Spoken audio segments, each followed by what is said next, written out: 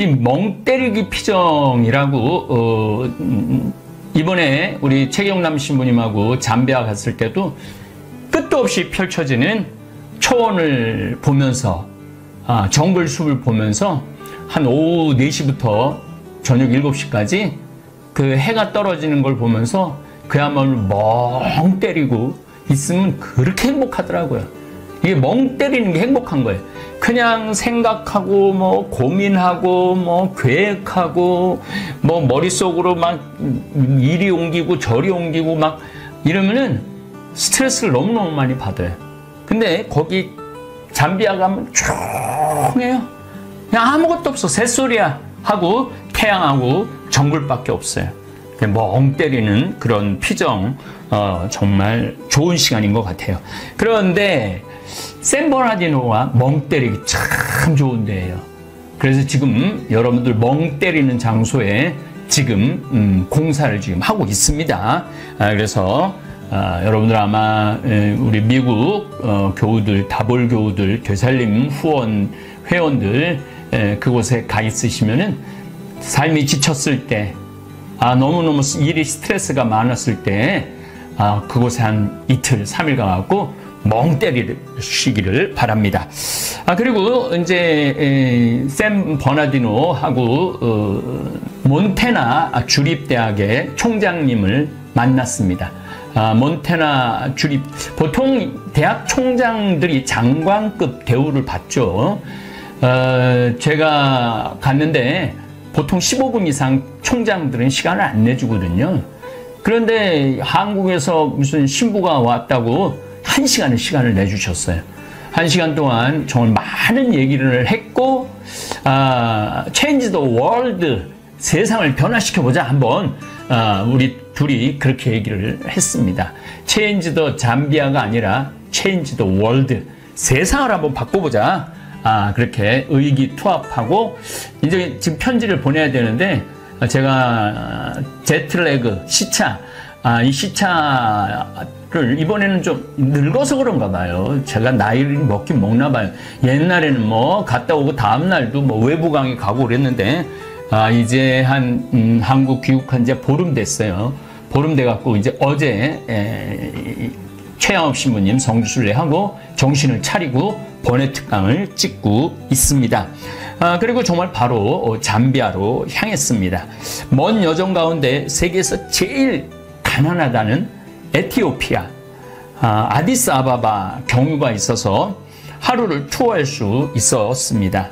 1박 2일이란 짧은 시간에 호텔이 방 정리가 안 돼갖고 3시간을 기다리는 동안 조현찬 교수님을 만났는데 이 귀인이더라고. 귀인. 한 20여 년 아프리카 가난한 나라의 교육시설을 우리나라에서 지원을 해주고 ODA라고 그래. 해외 원조. 우리나라가 2010년에 원조 받는 나라에서 원조 하는 나라로 바뀌었죠. 세계에서 첫 번째 나라인데 그런 일을 하시는 교수님인데 그 다양한 경험을 그 3시간 안에 엑기스로 넣어주셨어요. 지금도 이집트에 지금 계셔요. 8월 20일쯤에 귀국하신다고 그러더라고요. 어쨌거나 하여튼 그런 좋은 시간도 만났고 또 그 하루 투어를 할 수 있었는데 우리나라 젊은 친구들이 그 유럽으로 가거나 다른 데로 갈 때 아디스아바바를 경유를 하면 굉장히 비행기표가 싸요. 그래서 그런 걸 우리나라 대학생들이 잘 찾더라고요. 그런 친구들 한 30명하고 아디스아바바 시내를 구경할 수 있었어요. 그런데 아디스아바바를 보고 감동을 받은 게 아니라 그 젊은이들을 보고 크게 감동받았어요. 정말 젊은 대학생들인데 또 젊은이들이고 어떻게 이 아프리카까지 오게 됐느냐. 근데 뭐 영어도 잘하고 그러니까 아이들이 뭐 안내하는 영어도 잘 듣고 질문도 잘하고 커피 볶는 공장도 가고 그랬는데 그렇게 밝아요. 그렇게 건강해요. 우리 텔레비전에서 보면 맨 그냥 뭐 방 안에서 그냥 멍 때리, 진짜 그거는 정말 우울증으로 멍 때리는 거죠. 그런 아이들만 보여줬는데 현장에서 그렇게 밝고 예의 바르고 아주 건강한 젊은이들하고 1박 2일 함께 해주셔서 너무너무 좋았습니다. 그야말로 가장 가난한 나라, 세계에서 가장 가난한 나라를 돌아볼 수 있는 좋은 시간도 됐습니다. 현재 제3국, 그러니까 가난한 나라죠. 아프리카, 남아메리카, 동남아시아 국가들에게 가장 인기 있는 나라는 대한민국이랍니다. 우리나라는 약소국가를 침략해서 식민지로 삼지도 않았고 중국처럼 경제적 침탈도 하지 않고 정말 해외 원조기금으로 지금 세계에서 16번째로 지원을 많이 해주는 나라예요. 근데 더 아마 앞으로 많이 할 거예요. 학교도 지어주고 물 제공 프로젝트도 실시하고 의료 지원 사업도 지원해주는 천사나라라는 칭송을 받고 있습니다. 제가 그 1박 2일 머무르고 이제 호텔에서 아침에 비행기 타려고 나왔는데 그 벨보이들이라기보다도 세큐리티들이죠. 경호원들이 니하오 그러더라고요. 그래서 니하오 너 나는 사우스 코리아라고 그랬더니 사우스 코리아 그러면서 탁 이렇게 엄지를 촥 올리더라고요. 사우스 코리아 좋다고. 니하오 자기네들 싫어한대요. 그 니하오도 싫고 아메리카도 싫어한대. US도 싫어한대. 근데 한국은 괜찮다는 거예요. 한국은 형제의 나라라는 거예요. 그럼 무슨 얘기인가 했더니 6.25 전쟁 때 그 황제가 그 정예병을 파견해줘요. 그래서 에티오피아에서 파견 온 군인들은 백전백승이었다고 그래요. 그렇게 잘 싸웠다고 그래요. 그때 다 15살, 20살 된, 그래서 그들을 추모하는 기념관도 가보고 사진도 보고 그랬는데 굉장히 많이 보냈더라고요. 그래서 이디오피아 사람들이 우리한테 형제의 나라라고 그러고 우리가 이디오피아에 지원을 많이 해주죠. 그래서 지금 전 세계에서 지금 인기 있고 뜨는 나라가 한국이에요. 더욱이 요즘 드라마, 영화, 저도 텔레비전을 전혀 시청하지 않는데 넷플릭스로 드라마 그 선샤인, 미스터 선샤인 그거를 보는데 어쩜 그렇게 화면을 잘 만들었는지. 또 귀국하자마자 한산이라는 영화를 봤는데 야, 저희가 미드를 안 봐요. 재미가 없어서. 속도전이 없어요. 미국 드라마를 보면 저 애들 장난하는 거야. 뭐야. 근데 우리들의 블루스도 다 이제 잠비아, 이디오피아, 미국 다니면서 우리들의 블루스도 다 봤고 하도 재밌다고 그래갖고 그것도 다 봤어요. 그리고 요즘은 이상한 변호사 우영우를 보고 있는데 그 법률이라 참 굉장히 재미없을 것 같고 딱딱할 것 같은데 한 판례가 우리의 삶하고 많은 연관이 있더라고요. 더욱이 전 이기수 신부님 그 지체장애자 그 사연을 너무너무 잘 알고 있는 터라 더 애정을 갖고 요즘 아주 시청을 열렬히 하고 있습니다. 열렬히 하고 있는데 느낌은 그거예요.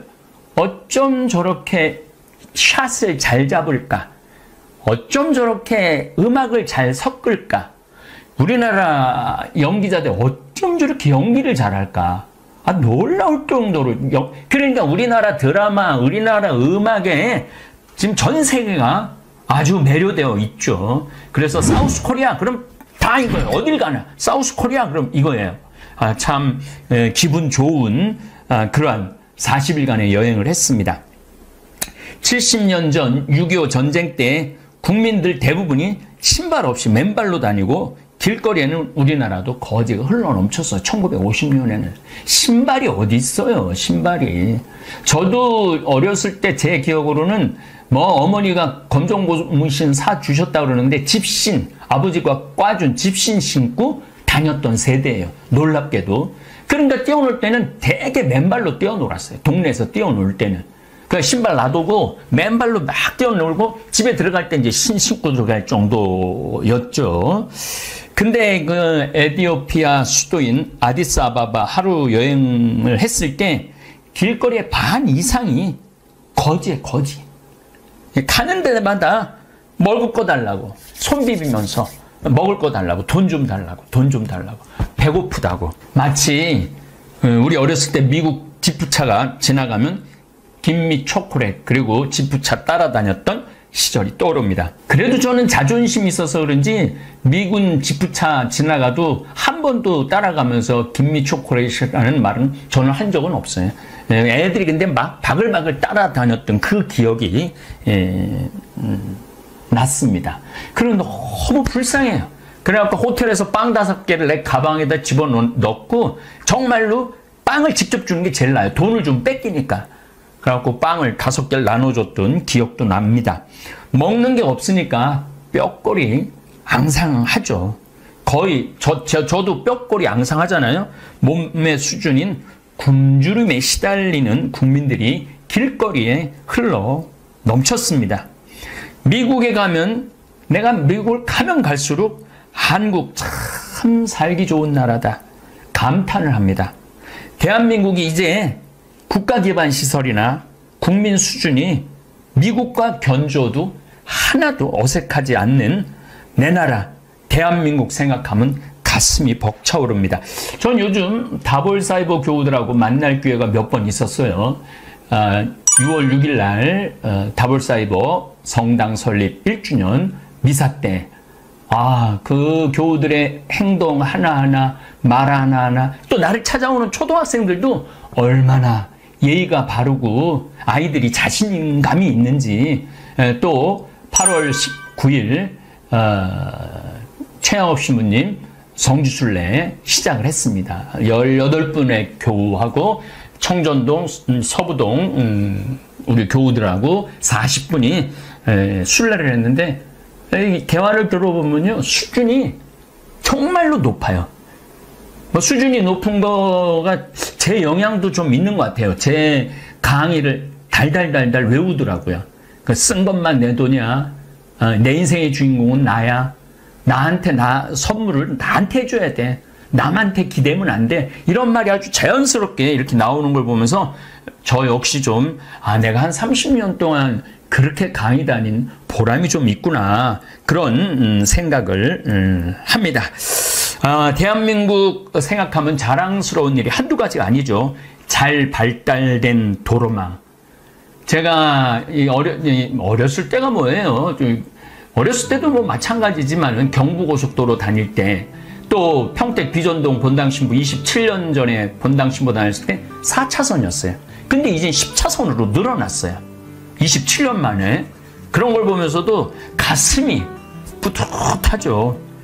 철도망, 이 KTX 고속철 타보면은 이게 가는 건지 오는 건지도 모를 정도로 부드럽게 운행이 되고 아주 빨리 우리를 목적지에 데려다 주죠. 심지어 공항 운행도 잘 발달되어 있어 갖고 제가 제주도 갈 때 아침에 한 10시 비행기 타면은 11시에 도착합니다. 그럼 하루 종일 일 보고 그날 또 올라올 수 있어요. 그래서 많은 분들이, 제주도 분들이 아침에 비행기를 타서 오전에 명동에 와서 실컷 쇼핑하고 친구들하고 수다 떨다가 4시쯤 비행기로 제주도로 돌아가는 시스템까지 갖추어져 있습니다. 고속열차도 잘 연결이 돼 있어갖고 강릉 성당, 제가 한번 강릉 강의를 갔는데 노인대학을 갔더니 우리 신부님 다음 주에 명동 갔다 온다고. 어떻게 명동을 하루 만에 갔다 신부님 모르는 소리 하지 말라고. KTX 강릉 거기 딱 타면은 1시간 반인가 50분 걸린대요. 청량리나 서울역. 그래갖고 그 서울역에서 내리면 명동은 금방이라는 거예요. 그 명동에 가고 성당 가고 미사 참여하고 점심 또 그 먹자골에서 점심 먹고 또 아이 쇼핑하고 그리고 4시쯤 기차 타고 돌아와서 저녁 먹으면 된다는 거예요. 그리고 강릉에 카페 커피 거리가 있는데 거기서 커피 한 잔 착 마시고 들어간다고. 야, 이게 상상할 수 없는 일들이 우리 주위에 벌어지고 있어요. 우리나라가 살기 좋은지 모르는 건 우리나라 사람밖에 없어요. 다른 나라 사람들은 한국에 오면 눈알이 팽글팽글 돌아가요. 도대체 이렇게 나라가 깨끗하고 잘 정돈되고 잘 돌아간다는 게 믿어지지 않는다고 이렇게 이야기를 합니다. 뉴욕, LA에서는 상상도 할 수 없는 교통 시스템이죠. 최양욱 신부님, 성지순례 갔다 왔는데 우리 차에 탄 분들이 그러니 다 70이 넘은 분들이에요. 근데 그러더라고요. 택시를 타고 어떻게 와갖고 저 지하철 몇 번 선을 빠져갖고 거기서 택시를 타고 오는 걸 다 인터넷으로 검색을 해갖고 정확하게 7시 55분 이렇게 도착을 다 하더라고요. 그거 보면서도 야, 저기 서울에서 왔대는데 뭐 대전에서 왔대는데 야, 어떻게 저렇게 시간을 딱딱 맞출 수 있을까? 이거는 나가보지 않으면은 여러분들이 비교할 수가 없는 거죠. 통신망은 세계 최고 수준이라 스마트폰 하나면 비행기표 발권에서부터 은행 업무, 결제 시스템까지 척척 되어 있죠. 강의로 전 세계를 돌아다니면 비교할 수 있습니다. 저는 미국에 가도 유럽에 가도 브라질, 아르헨티나, 남미를 가도 특별히 동남아시아, 아프리카를 다닐 때마다 애국심이 불끈 솟아납니다. 어쨌든 잠비아 선교 여행까지 마치고 8월 3일에 입국했습니다. 꼭 40일 동안 세계를 돌아다니다가 입국한 저는 인천공항에서부터 또다시 대한민국 정말 좋다.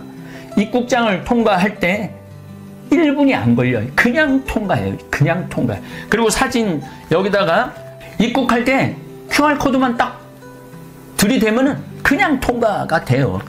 그러니까 1분도 안 걸리는 거죠. QR코드 딱 보여주고 그냥 지나가면 되는 거니까. 그러면서 또 한번 깜짝 놀래죠. 미국 LA 지난번에도 6월 달에 갔다 왔지만 입국장 통과하는데 1시간 걸려요. 얘네들은 QR코드라는 것 자체를 몰라요. 그러니까 1시간 걸리는 거예요. 그리고 뭐 왜 왔니? 누구네 집에서 지낼 거니? 며칠 동안 머무를 거니? 이런 것도 다 물어봐. 근데 우리나라는 그런 거 안 물어봐요. 은돌라 공항, 잠비아 이번엔 새로 해갖고 너무너무 좋았는데 가면 보통 1시간에서 1시간 반 정도 걸려요. 몇 명 통과시키는데 100명 통과시키는데. 그래서 한국 밤거리를 다녀도 공포 위협을 모르고 사는 나라입니다. 미국에서 시내 밤거리를 활보한다.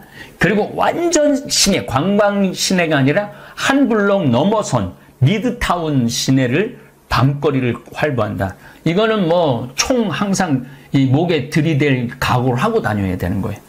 이렇게 우리나라가 정말 평화로운 나라죠.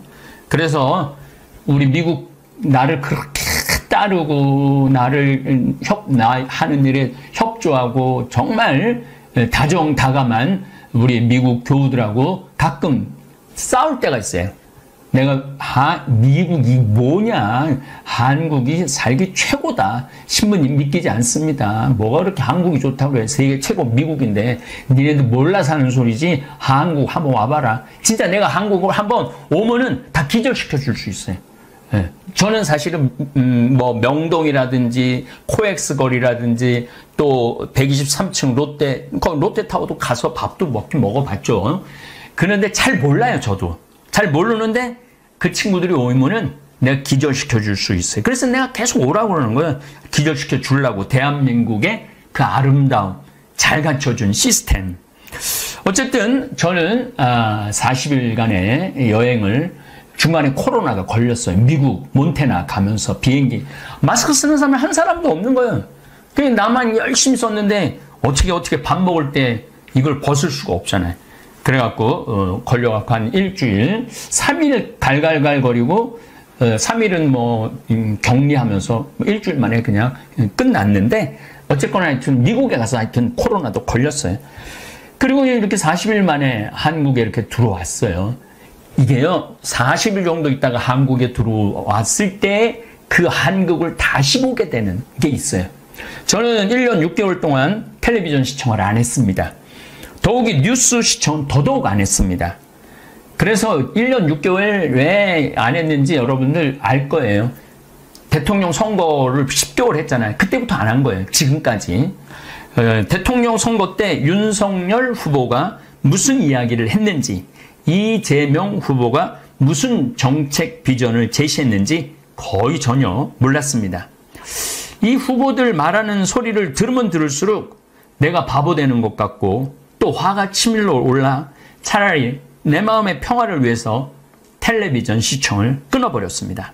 그리고 한국을 귀국을 하고 그래도 유튜브 구독자가 28만 3천 명이나 보유한 인플루언서인데 그 몬태나 대학의 총장님이 저를 만나준 결정적인 이유가 뭐냐면은 유튜브 구독자가 28만 명이라니까 무조건 만나겠다고.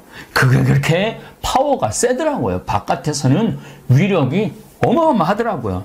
어쨌든 국제 정세와 국내 정치를 좀 알아야 될 것 같아갖고 시차 적응도 할 겸 사제관에서 3일 정도 뉴스만 시청을 했습니다. 아니나 다를까 시청하는 내내 가슴이 답답했습니다. 아니 지금 방송국들 뉴스가 저런 문제를 하루 내내 다뤄야 하나? 지금 세계가 어떻게 돌아가고 있는데 저 모양 저 꼴로 온 나라가 신경을 곤두세워야 하나? 그럼 무슨 문제로 제가 속이 답답하고 뒤집어졌는지 1년 6개월 동안 대한민국 정치 뉴스를 시청하지 않은 입장에서 말씀드리겠습니다. 우선 제가 뉴스 검색을 쫙 해봤어요. 2022년 7월 13일부터 2019년 11월에 탈북한 주민 16명을 죽이고 내려왔다며요. 주민 2명을 돌려보낸 사건을 한 달이 지난 8월 19일까지 오늘 어제까지 그러니까 지금 한 달 이상 넘게 뉴스와 신문지 일면을 도배를 했어요. 당연히 국민들은 탈북민 북송에 관한 이야기 속으로 빨려들 수밖에 없죠. 아니 지금 대한민국이 당면한 문제가 얼마나 심각한데 탈북민 2명을 북송시킨 사건이 한 달 내내 뉴스에 오르내려야 하는가 하는 문제입니다. 지금 대한민국가 당면한 가장 심각한 문제는 지구온난화와 그에 따른 피해 상황입니다. 여러분들 올 여름에 홍수 때문에 몇 명이 죽었는 줄 아세요? 17명이 죽었어요. 우리나라 국민이 17명이. 그 17명이 더 중요해요? 북송시킨 2사람이 더 중요해요? 나는 17명이 훨씬 중요하다고 생각해요.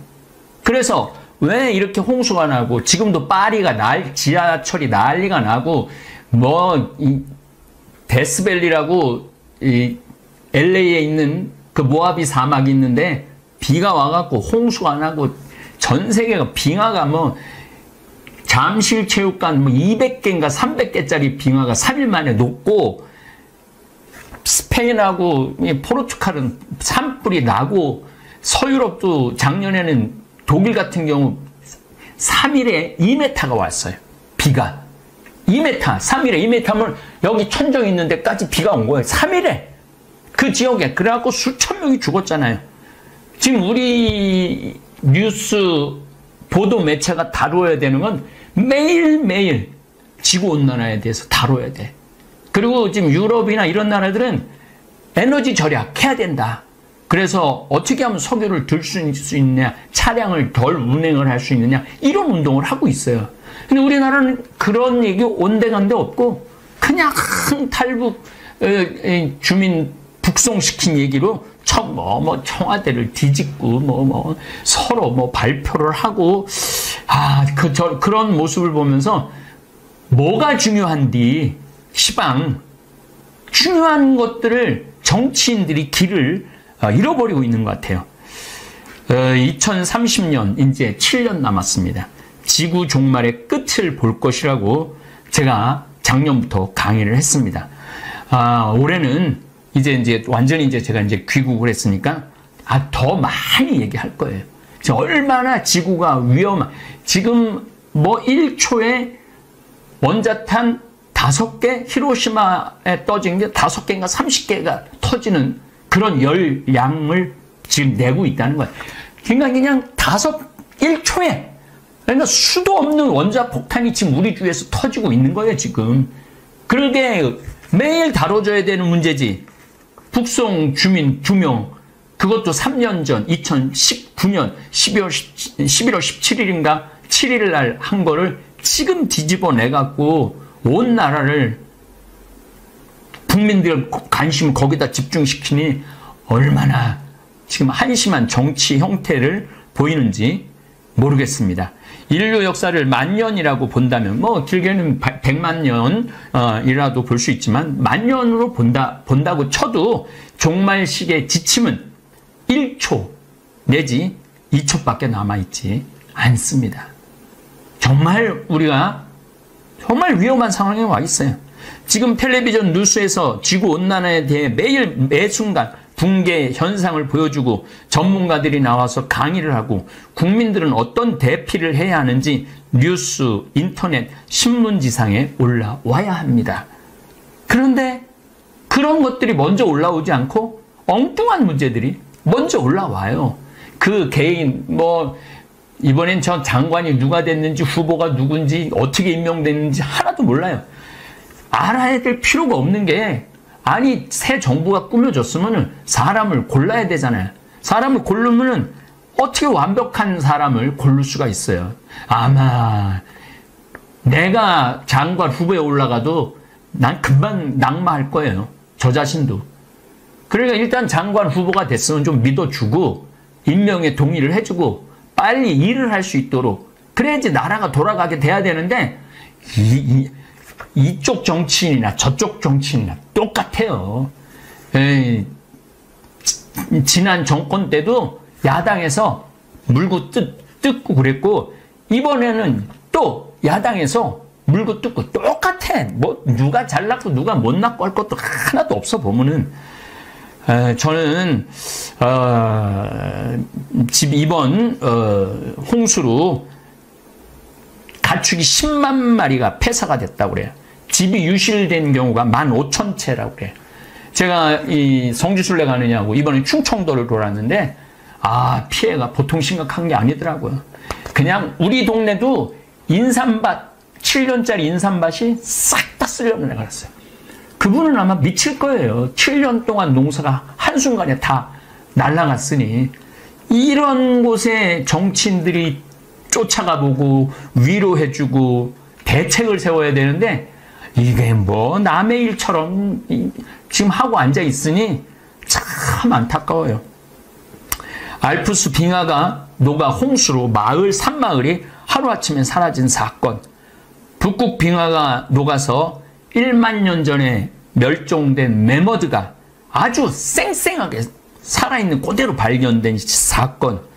뭐 이런 것들이 우리나라 국민들이 아주 전문가로 머리에 박혀 있어야 돼. 그리고 그런 뉴스나 보도나 또 시사에 관련된 분들은 물론 다루긴 다루고 있지만은 그 메인을 장식하는 내용은 그게 있지 않고 엉뚱한 내용들이 많이 올라가 있다. 이런 이야기를 하는 겁니다.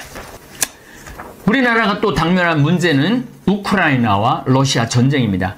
처음에는 6개월 전에는 관심이 있다가 이제는 아예 거의 보도조차 하지 않는 상황입니다.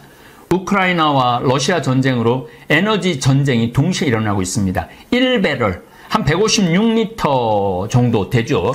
드럼통이라고 그러지 옛날에. 그걸 1배럴이라고 그러는데 석유가 60에서 80달러 정도 안정되게 지속되다가 전쟁이 일어나고 난 뒤 130달러까지 치솟았습니다.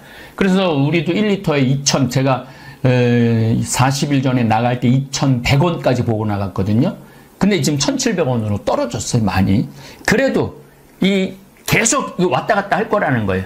130달러, 110달러, 심하게는 140달러까지 올라간다는 거예요. 그러니까 우리나라가 수출을 잘하고 있음에도 불구하고 5개월째 무역 적자를 보고 있습니다.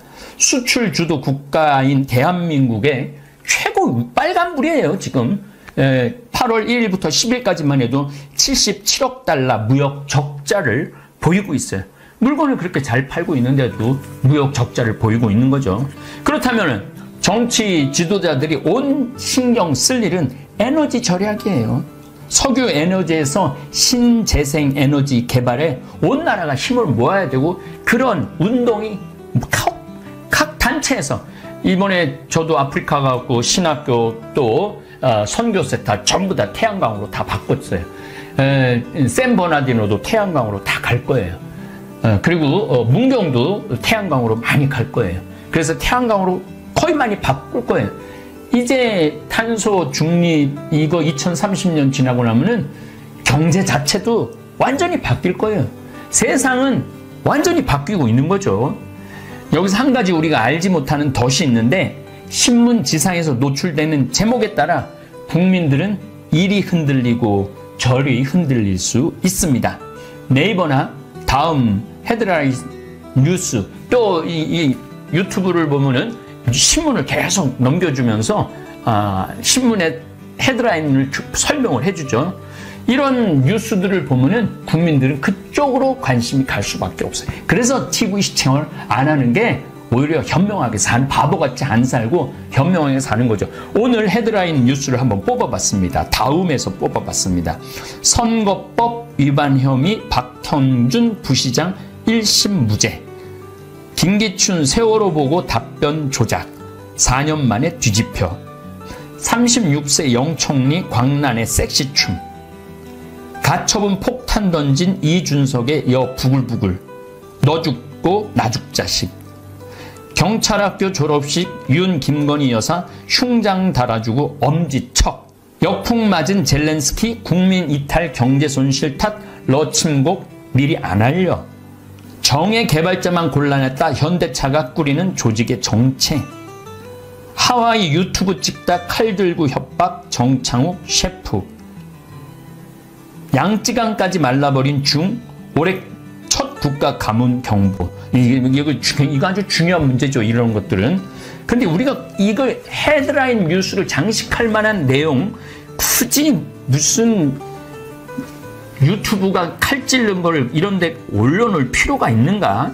저는 그런 생각해요. 침 놓고 안마 잘하고 머리 좋은 은여들 양반들에게 첩. 이렇게까지 할 필요가 있나? 그런 거예요. 람보르기니 100만 원에 가져가실 분 황당한 실제 차주는. 정경심 허리디스크 증세 호소 조국 부부 재판 일찍 종료. 참 이 문제도 제가 나중에 한번 다루긴 다룰 문제인데, 이 한 가족의 어떤 비리, 한 가족의 어떤 잘못, 이게 온 국민이 지금 몇 년째 시달리고 있는 거예요. 지금 2년, 3년째 시달리고 있는 거 아니에요? 저는 이런 게 이해가 안 가요. 지금 우리가 앞에 문제를 다뤄야 되는데 옛날 문제만 다 다루고 있잖아요. 당진 A대학 성폭행 태권도 코치 학교에서 정식 채용한 적 없다. 이런 내용이 헤드라인 뉴스예요. 네. 저는 지구온난화 문제 다뤄야 되고, 우크라이나 전쟁 다뤄야 되고, 미국 인플레.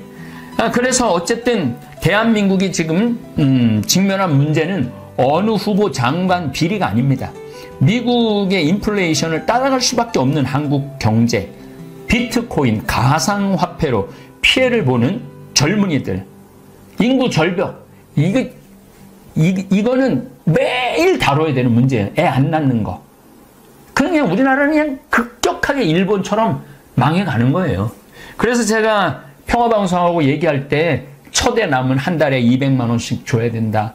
둘째 애가 낳으면 걔는 300만 원 줘야 된다. 셋째 애가 낳으면 400만 원 줘야 된다. 그렇게 아주 간절하게 얘기를 했건만 관심이 없어요. 뉴스를 보면은 그 인구 절벽에 대한 보도를 찾아보기가 힘들어요. 그게 가장 심각한 문제인데도, 그러니까 국민들이 마음이 지금 어디로 돌아가고 있는지 모르는 거야. 국민들 마음이. 뭐가 중요한데, 뭐가 중요한지를 알아내는 게 지도자죠. 그래서 정말 첫째 200, 우리는 지금 하고 있어요. 우리 다볼사이버 성당은 많이는 못하지만 우리 국가가 아니니까 30만 원씩 지원해주고 있어요. 지금 요새 신청자가 많아요. 내년에는 50만 원을 올릴 생각이에요. 나라도 해야지. 우리 다볼사이버 교우라도 해야지. 고령화, 풀어야 할 숙제 중에 하나가 또 고령화죠. 그리고 이제 제가 이제 열심히 추진하고 내년에는 뭐 어마어마하게 크게 추진할 거, 땅 농약으로 죽어가는 땅 살리는 운동. 땅이 살아나야지 사람도 살아나거든요. 그런데 국가 경영이 벼랑 끝에 와 있는데 그 끝에서 서로를 끌어주기는커녕 벼랑으로 밀어내는 모습만 보이니 답답한 거예요. 지금 우리가 이 벼랑 끝에 와 있거든요. 우리나라가 최고의 인기를 누리는 동시 벼랑 끝으로 와 있는 거예요. 임진왜란 때 그렇게 허술했던 조선군이 이순신 장군의 해군력, 특히 거북선으로 일본을 본토로 노량해전에서 밀어내는 저력을 보여줬습니다. 그때까지 나라를 우리는 제대로 뺏긴 적이 없어요. 물론 병조호란 때 청나라한테 무릎을 꿇긴 꿇었지만은, 그런데 조선 말기에는 그 좋던 해군 기술은 어디 가고 총포 한 번 제대로 쏴보지 못하고 나라를 일본에게 뺏겼어요. 그것은 100년 동안 당파 싸움 때문에 그랬던 거예요. 당파 싸움 때문에 나라를 망가뜨려 놓은 거예요. 바로 정치에 있었던 거죠. 정치를 잘하면 나라가 강하고 정치를 못하면 나라가 망하는 거예요. 저는 이번에 이티오피아를 가고 잠비아를 두르면서 박정희 대통령에 대해서 다시 생각하게 됐어요. 정말 박정희 대통령은 이 나라를 살린 영웅이에요. 영웅. 물론 무슨 인권하고 장기 집권 있었지만은 장기 집권을 하고 인권을 그렇게 빼앗은 나라는 수도 없어요. 그런 나라 중에 이 가난한 나라에서 탈출해갖고 선진국이 된 나라는 우리나라밖에 없어요. 그 밑거름은 누가 뭐라 그래도 박정희 대통령이라는 생각이 들어요. 이 잠비아를 가보면은 대통령이 바뀌어도 그 나물의 그 밥이야. 그 나물의 그 밥. 똑같아. 뭔가 아주 비장함이 없어. 비장함이. 근데 우리 어머니 아버지 세대 때 비장함이 있었잖아요. 중동에 가갖고 공사한 분들 비장한 각오가 있었잖아요. 독일에 광부로 갔던 간호사로 갔던 분들 비장한 각오로 간 거예요. 그리고 미국에 힘들게 유학 갔다 온 그 교수들이 이 나라 한번 살려보겠다고 정말 온 국민이 비장하게 그동안 한 50년을 끌어와갖고 여기까지 올려놓은 거야. 말하면은. 그런데 지금 요 정치인들이 이 말아먹고 있는 거예요. 말아먹고 있는 거예요. 그래서 결국은 우리가 이거 지켜나가야 된다고 생각합니다. 정치인들 욕하기 전 우리 다볼 사이버 성당 교우들이 똘똘 뭉치면 영향을 미칠 수 있다고 생각합니다. 이제 곧 30만이 될 텐데 30만이 먹방을 보는 것도 아니고 30만이 무슨 집 이런 걸 보는 것도 아니고 우리 현안 문제, 이제 한국의 이해를 곧 시작할 텐데 이게 이제 한국의 이해 이제 시작하는 이제 준비 운동이에요. 저도 이제 귀국을 했으니 저 역시 지구가 겪는 수많은 문제 그리고 대한민국이 지금 겪는 문제를 좀 언급을 해야 되겠어요. 어차피 한국의 이해를 강의를 하려고 마음을 먹고 있으니까 그 준비도 어느 정도 끝났으니까 앞으로 우리 다볼 교우들하고 답답한 내 속을 좀 이야기를 나누고 우리 교우들하고 공감대를 형성해 보고 싶습니다. 다음에 또 이 답답한 문제 이런 현상에 대해서 또 이야기를 나누도록 하겠습니다. 예, 감사합니다. 오늘 여러분들하고 강의할 내용은 유혹과 행복이라는 주제로 앞으로 6주 동안 강의를 하도록 하겠습니다. 우리가 이 세상 살면서 유혹에만 안 빠지면 행복하게 살 수 있죠? 네. 근데 우리가 이 마음 안에 천사만 있으면 좋은데 나도 몰래 여기 악마가 동거하고 있어요. 그렇죠? 네. 내 마음 안에 천사하고 악마가 동거하고 있는 것 같지 않아요? 맞아요. 그런데 문제는 어느 때 천사 같으냐면은 본당 신부님한테 말할 때 이때는 천사 같아요. 여기 자매님들 보면은. 근데 집에 가고 남편한테 말할 때는 악마로 돌변을 해. 악마로 돌변을 해. 나는 너무너무 착해. 착해갖고 우리 형님은 능력이 있어갖고 직장 생활하는데 나는 착하기만 하고 능력은 없어. 그래서 하는 생활이라고는 신앙 생활밖에 안 해. 그런데 우리 시어머니가 형님한테 가서 살아야 되는데 능력 있는 큰형님은 못 모시고 착하기만 나만, 신앙생활하는 나만 내가 시어머니를 모셔. 근데 천사 같으니까 시어머니 모셔요. 내가 예수님 십자가 생각하고. 정말로 뭐 시어머니 잔소리, 노망 다 받아주고 그렇게 희생을 하고 사는데, 추석날 딱 온 집안 식구가 모였는데 나한테 수고한다는 말하는 사람이 한 사람도 없어. 그럼 속에서 악마가 슬슬 질르기 시작해요. 이거 봐, 네가 착하니까 너를 우습게 보는 거야. 이용만 당하는 거야. 오늘 집안 식구 다 모인 길에 못 모신다고 내질러 그냥. 그 소리가 그냥 불꽃불꽃 일어나지 않아요? 우리는 천사하고 악마가 동거를 해요. 오늘같이 피정하는 날, 고해성사 보는 날은 내가 속세기는 자식도 사랑할 것 같고, 집안 신경도 안 쓰는 남편도 사랑할 것 같고, 저 죽지도 않는 시어머니도 내가 다 잘 모실 것 같아. 그럴 땐 천사예요. 고해성사 보고 피정하는 날은. 그런데 세상에 나가갖고 물건 깎을 때 보면요, 그런 악마가 없어요. 그런 악마가.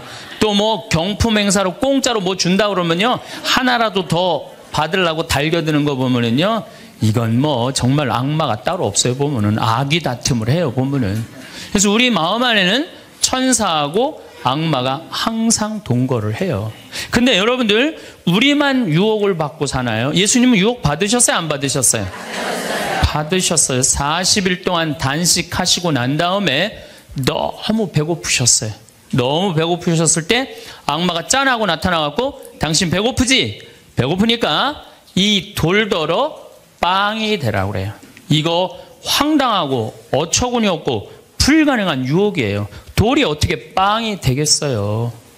그런데 이런 유혹을 우리도 받고 살아요. 우리가 이 세상 살면서 제일 많이 받는 유혹이 뭐냐면 돈에 대한 유혹이야. 돈에 대한 유혹, 빵에 대한 유혹. 내가 30년 동안 60평생 살면서 돈을 3억을 모았어. 60살이 돼서. 그럼 이 돈 연금 잘 가입해 두면요, 한 달에 100만 원씩 죽을 때까지 써요. 90살까지. 근데 현찰 3억이 생기면은 악마가 유혹을 해요. 돈이 돈 번데 이거 펀드에다 갖다 맡기면 1년 만에 6억 만들어 줄게. 넘어가요. 이상하게 넘어가요. 아니 3억을 모으는데 30년이 걸렸다면은 이게 한 6억이 되려면 한 10년은 걸려야 되지 않아요? 근데 1년 만에 만들어준다 그러면 덜썩 맡겨요. 그랬더니 이자가 막 1,000만 원씩 나오는 거야. 이게 웬 노다지냐. 이거 확실하다. 부모 돈, 형제 돈, 친구 돈 싹 끌어다가 한 200억을 만들어주면은 악마는 들고 튈까요? 안 튈까요? 켜요. 며칠 전에 450명한테 2,300억을 자기 로얄 패밀리라고, 청와대, 변호사, 뭐 장관들하고 다 아는 로얄 패밀리라고, 이게 놀랍게도 15일만 맡기면 20%의 이자를 준다고 꼬신 거예요. 그런데 450명이 얼마를 모아줬느냐면은 2,300억을 모아줬어요. 2,300억을. 그래갖고 그걸 들고 튀었잖아요.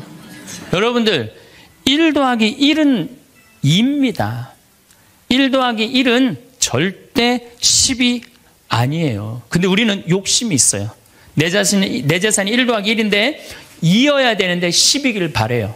3억을 모으는 데는 30년이 걸리지만은 악마한테 유혹에 넘어가고 3억을 날리는 데는 6개월도 안 걸려요. 6개월도 안 걸려요. 그리고 땅을 치고 통곡하는 사람들 전 정말로 많이 봤어요. 대한민국 1980년대 이후부터 땅 뛰었어요. 땅값. 그렇죠? 주식 뛰었어요.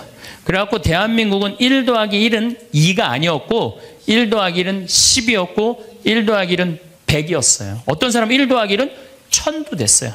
그러니까 온 국민이 들떠 있는 거야. 들떠 있는 거야.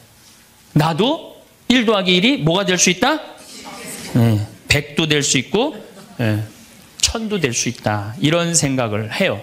대표적인 게 뭐냐면 다단계야. 다단계. 내가 가정방문 다녀보면은요, 집에 샴푸 잔뜩 있는지 많아요. 비누 잔뜩 있는지 많아요. 뭐 한 거예요? 다 다단계예요. 어떻게 다단계? 당신 2 사람만 데리고 와. 그러면 이 2 사람이 또 데리고 와갖고 나중에 이거 전부 다 가지를 쳐갖고 나중에 떼돈 벌어. 그런데 다단계 하는 사람의 90%가 다 손해보고 나온다는 거예요. 다 1 더하기 1은 100이라고 믿는 사람들, 1 더하기 1은 10이라고 믿는 사람들이 이 유혹에 빠지는 거예요. 이 유혹에. 제가 10년 전에 능평이라는 성당에서 본당 신부를 했어요. 그런데 그 능평이라는 성당에 언덕을 넘어가면은 무슨 동네가 나오느냐면 천당역 분당이 나와요. 천당역 분당이 나와요. 얼마나 살기 좋으냐면은 거기는 전보산대가 하나도 없어요. 전부 다 지중매설이에요. 지중매설. 동네가 깨끗해요. 깨끗해. 그리고 도로는 한 20m, 30m 주도로는 조경을 하게 돼 있어요. 동네마다 율동공원, 중앙공원, 공원 있고. 그래서 정말로 살기 좋아요. 우리 동네 사람들은 그 언덕만 넘으면 전보산대가 얼마나 많은지, 전선줄이 얼마나 많이 엉겨 있는지, 그 분당에만 있으면 마음이 차분한데 우리 동네만 딱 들어서면은 동네가 미친 여자 머리 풀어쳐 놓은 것 같아요. 미친 여자 머리 풀어쳐 놓은 것 같아요. 마음이 산란해. 그러니까 우리 동네 사람들 꿈은 뭐냐면 천당역 분당으로 이사 가는 게 꿈이야. 그래갖고 5억짜리 아파트가 당첨이 됐어. 5억짜리 아파트가. 그런데 내가 가지고 있는 돈은 4억 5천밖에 안 돼. 이제 5천만 원만 있으면은 프리미엄이 붙어갖고 7억이 되는 거야. 7억이 되는 거니까 1 더하기 1은 10이 되는 순간이에요. 근데 이 5천만 원이 구할 길이 없네. 제일 만만한 건 누구냐면 늙은 부모님이야. 라고 찾아갖고 얘기를 해요. 어머니 아버지 내가 5천만 원만 있으면은 5억짜리 아파트 되면 내가 잘 모실 테니까 거기 있는 땅 좀 팔아갖고 나 5천만 원만 꿔달라고. 근데 이미 한국 천주교 할머니 할아버지들은 나한테 강의를 들었어. 절대 자식들한테 재산 주지 말라는 강의를 들었어. 안 죽으니까 절대 재산 주지 말라는 강의를. 난 돈 없다 딱 잡았대요. 그럼 느닷없이 부모가 미운 거예요. 느닷없이. 형제 친척한테 꿔달라고 그랬더니 형제 친척도 아무도 꿔주는 사람이 없는 거야. 다 미운 거예요. 예수님은 서로 사랑하라고 그랬는데 악마는 뭐라고 그래? 이거 봐. 너 세상 너 옆에 있는 사람 아무도 없어. 다 미워해. 이 유혹에 빠지는 거예요. 악마의 유혹에 빠지는 거예요.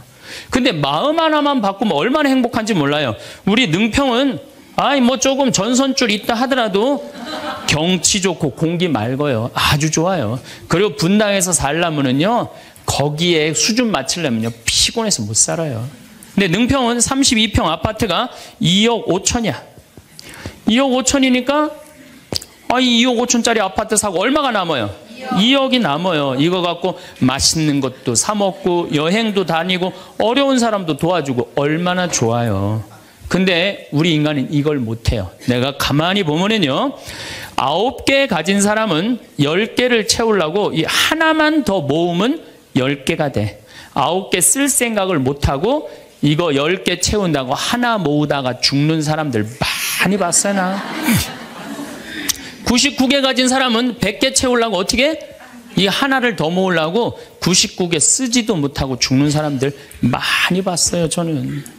여러분들은 어떠세요? 재산이라는 게 뭔지 아세요? 여러분들 재산이라는 건요, 내가 쓴 것만 내 재산이에요. 내가 쓴 것만. 내가 안 쓴 건 내 재산 아니에요. 다시 말해서 내가 100억을 모으기 위해서 나 그지같이 70평생을 살았어. 이 사람은 거지로 산 거예요. 이 사람 거지로 산 거예요. 네.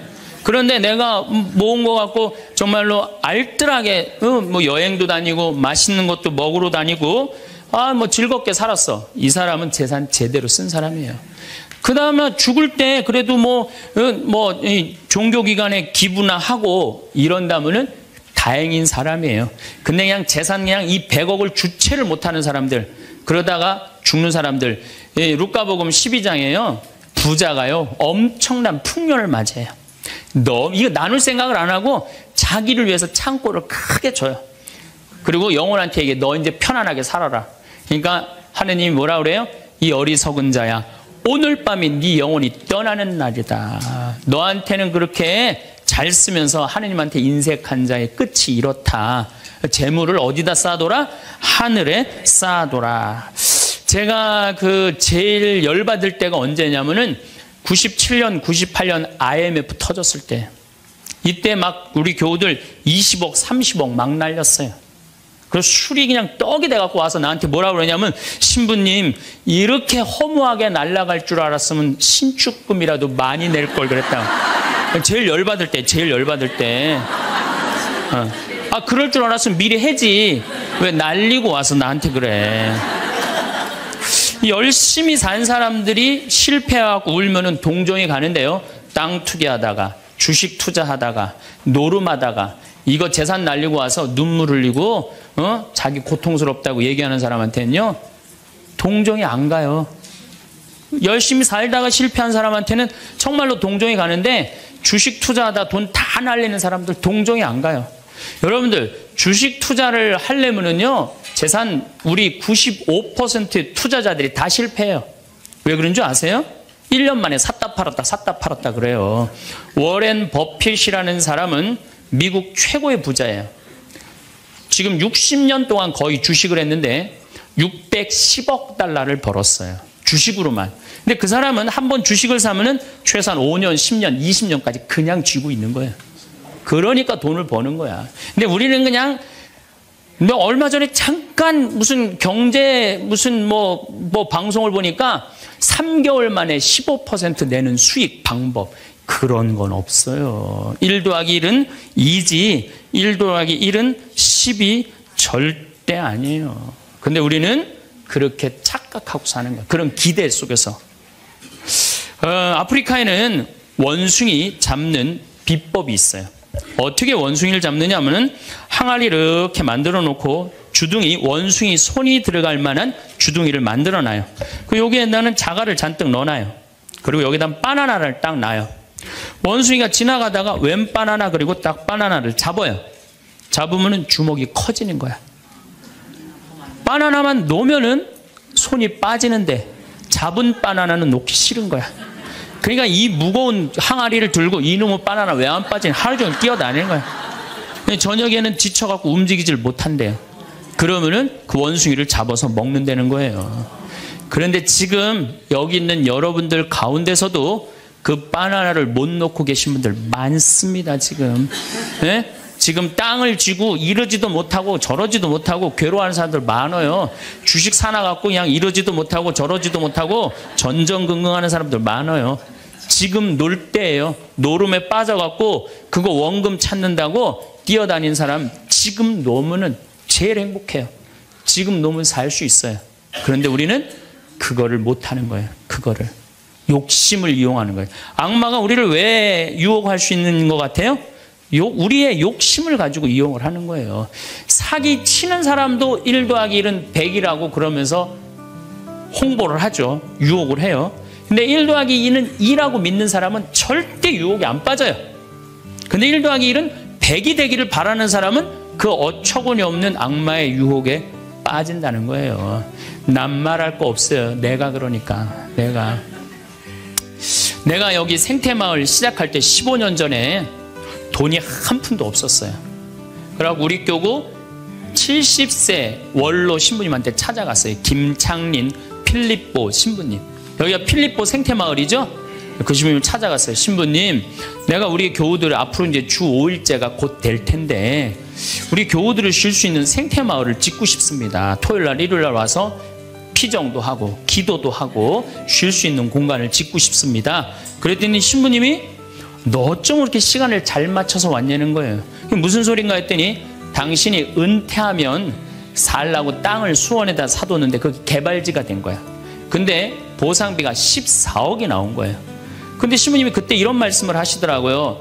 우리 신부들 은퇴하면 교구청에서 아파트 한 채 사주는데 내가 그 돈이 뭐가 필요하냐고. 너 그렇게 좋은 일에 쓴다니 내가 너한테 주마. 하루아침에 14억을 받았어요. 내가 이마에 돈복 이렇게 써있다니까요. 근데 그걸 가지고 이 생태마을을 꾸미려고 계획을 해보니까 이거는 뼈대밖에 못 올리겠더라고. 그래서 3개월 동안 전전긍긍을 하는데 신부님이 나를 다시 부르셨어요. 황 신부 와봐라. 너 그거 갖고는 그거 완성을 못하겠다. 내가 평생 북에서 넘어오셨거든요. 그래갖고 학비에 너무 고생을 하셔갖고 신학생들 장학금을 모은다고 10억을 모아두셨어요. 그 10억도 내가 귀양 너 투자하는 거 내가 너한테 해주마. 대신 나중에 네가 장학사업은 이어서 해라. 내가 그 약속을 받고 신부님 또 10억을 또 주셨어요. 24억이 된 거야. 그랬더니 그때 그 본당 신부님 13,000명 본당이 있었는데 교우들이 신부님이 이런 좋은 일에 한다니까 3억을 모아줬어요. 27억이 됐어. 완전히 돈벼락이 그냥 막 쏟아지는 거죠. 그랬더니 후배 신부들이, 우리 수원교구 후배 신부님들이 선배 최고 원로 신부님이 이런 사업에 한다니까 동참하겠다고 3억을 또 모아주셨어요. 그래갖고 30억이 돼갖고 이 생태 마을을 내가 진 거예요. 2년 만에. 어디 한번 모금 한번 안 다니고 그 신부님이 다 해주셨어요. 그래서 여기가 그 신부님 본명을 따서 필립보 생태 마을이 된 거예요. 아니 이렇게 30억을 해서 줘서 주셨으면은 내가 열심히 피정 지도하고, 여기 또 우리 농토 많으니까 농사 열심히 져갖고 뭐 황토 성당도 짓고 황토 찜질방도 짓고 황토집도 하나하나 져나가면 되는데 하루아침에 30억이 생기니까 내가 확 미쳐버리더라고요. 내가 일해서 이 하나하나 개발할 생각은 안 하고 어디 돈 많은 과부 없나 이것만 찾으러 다니는 거예요.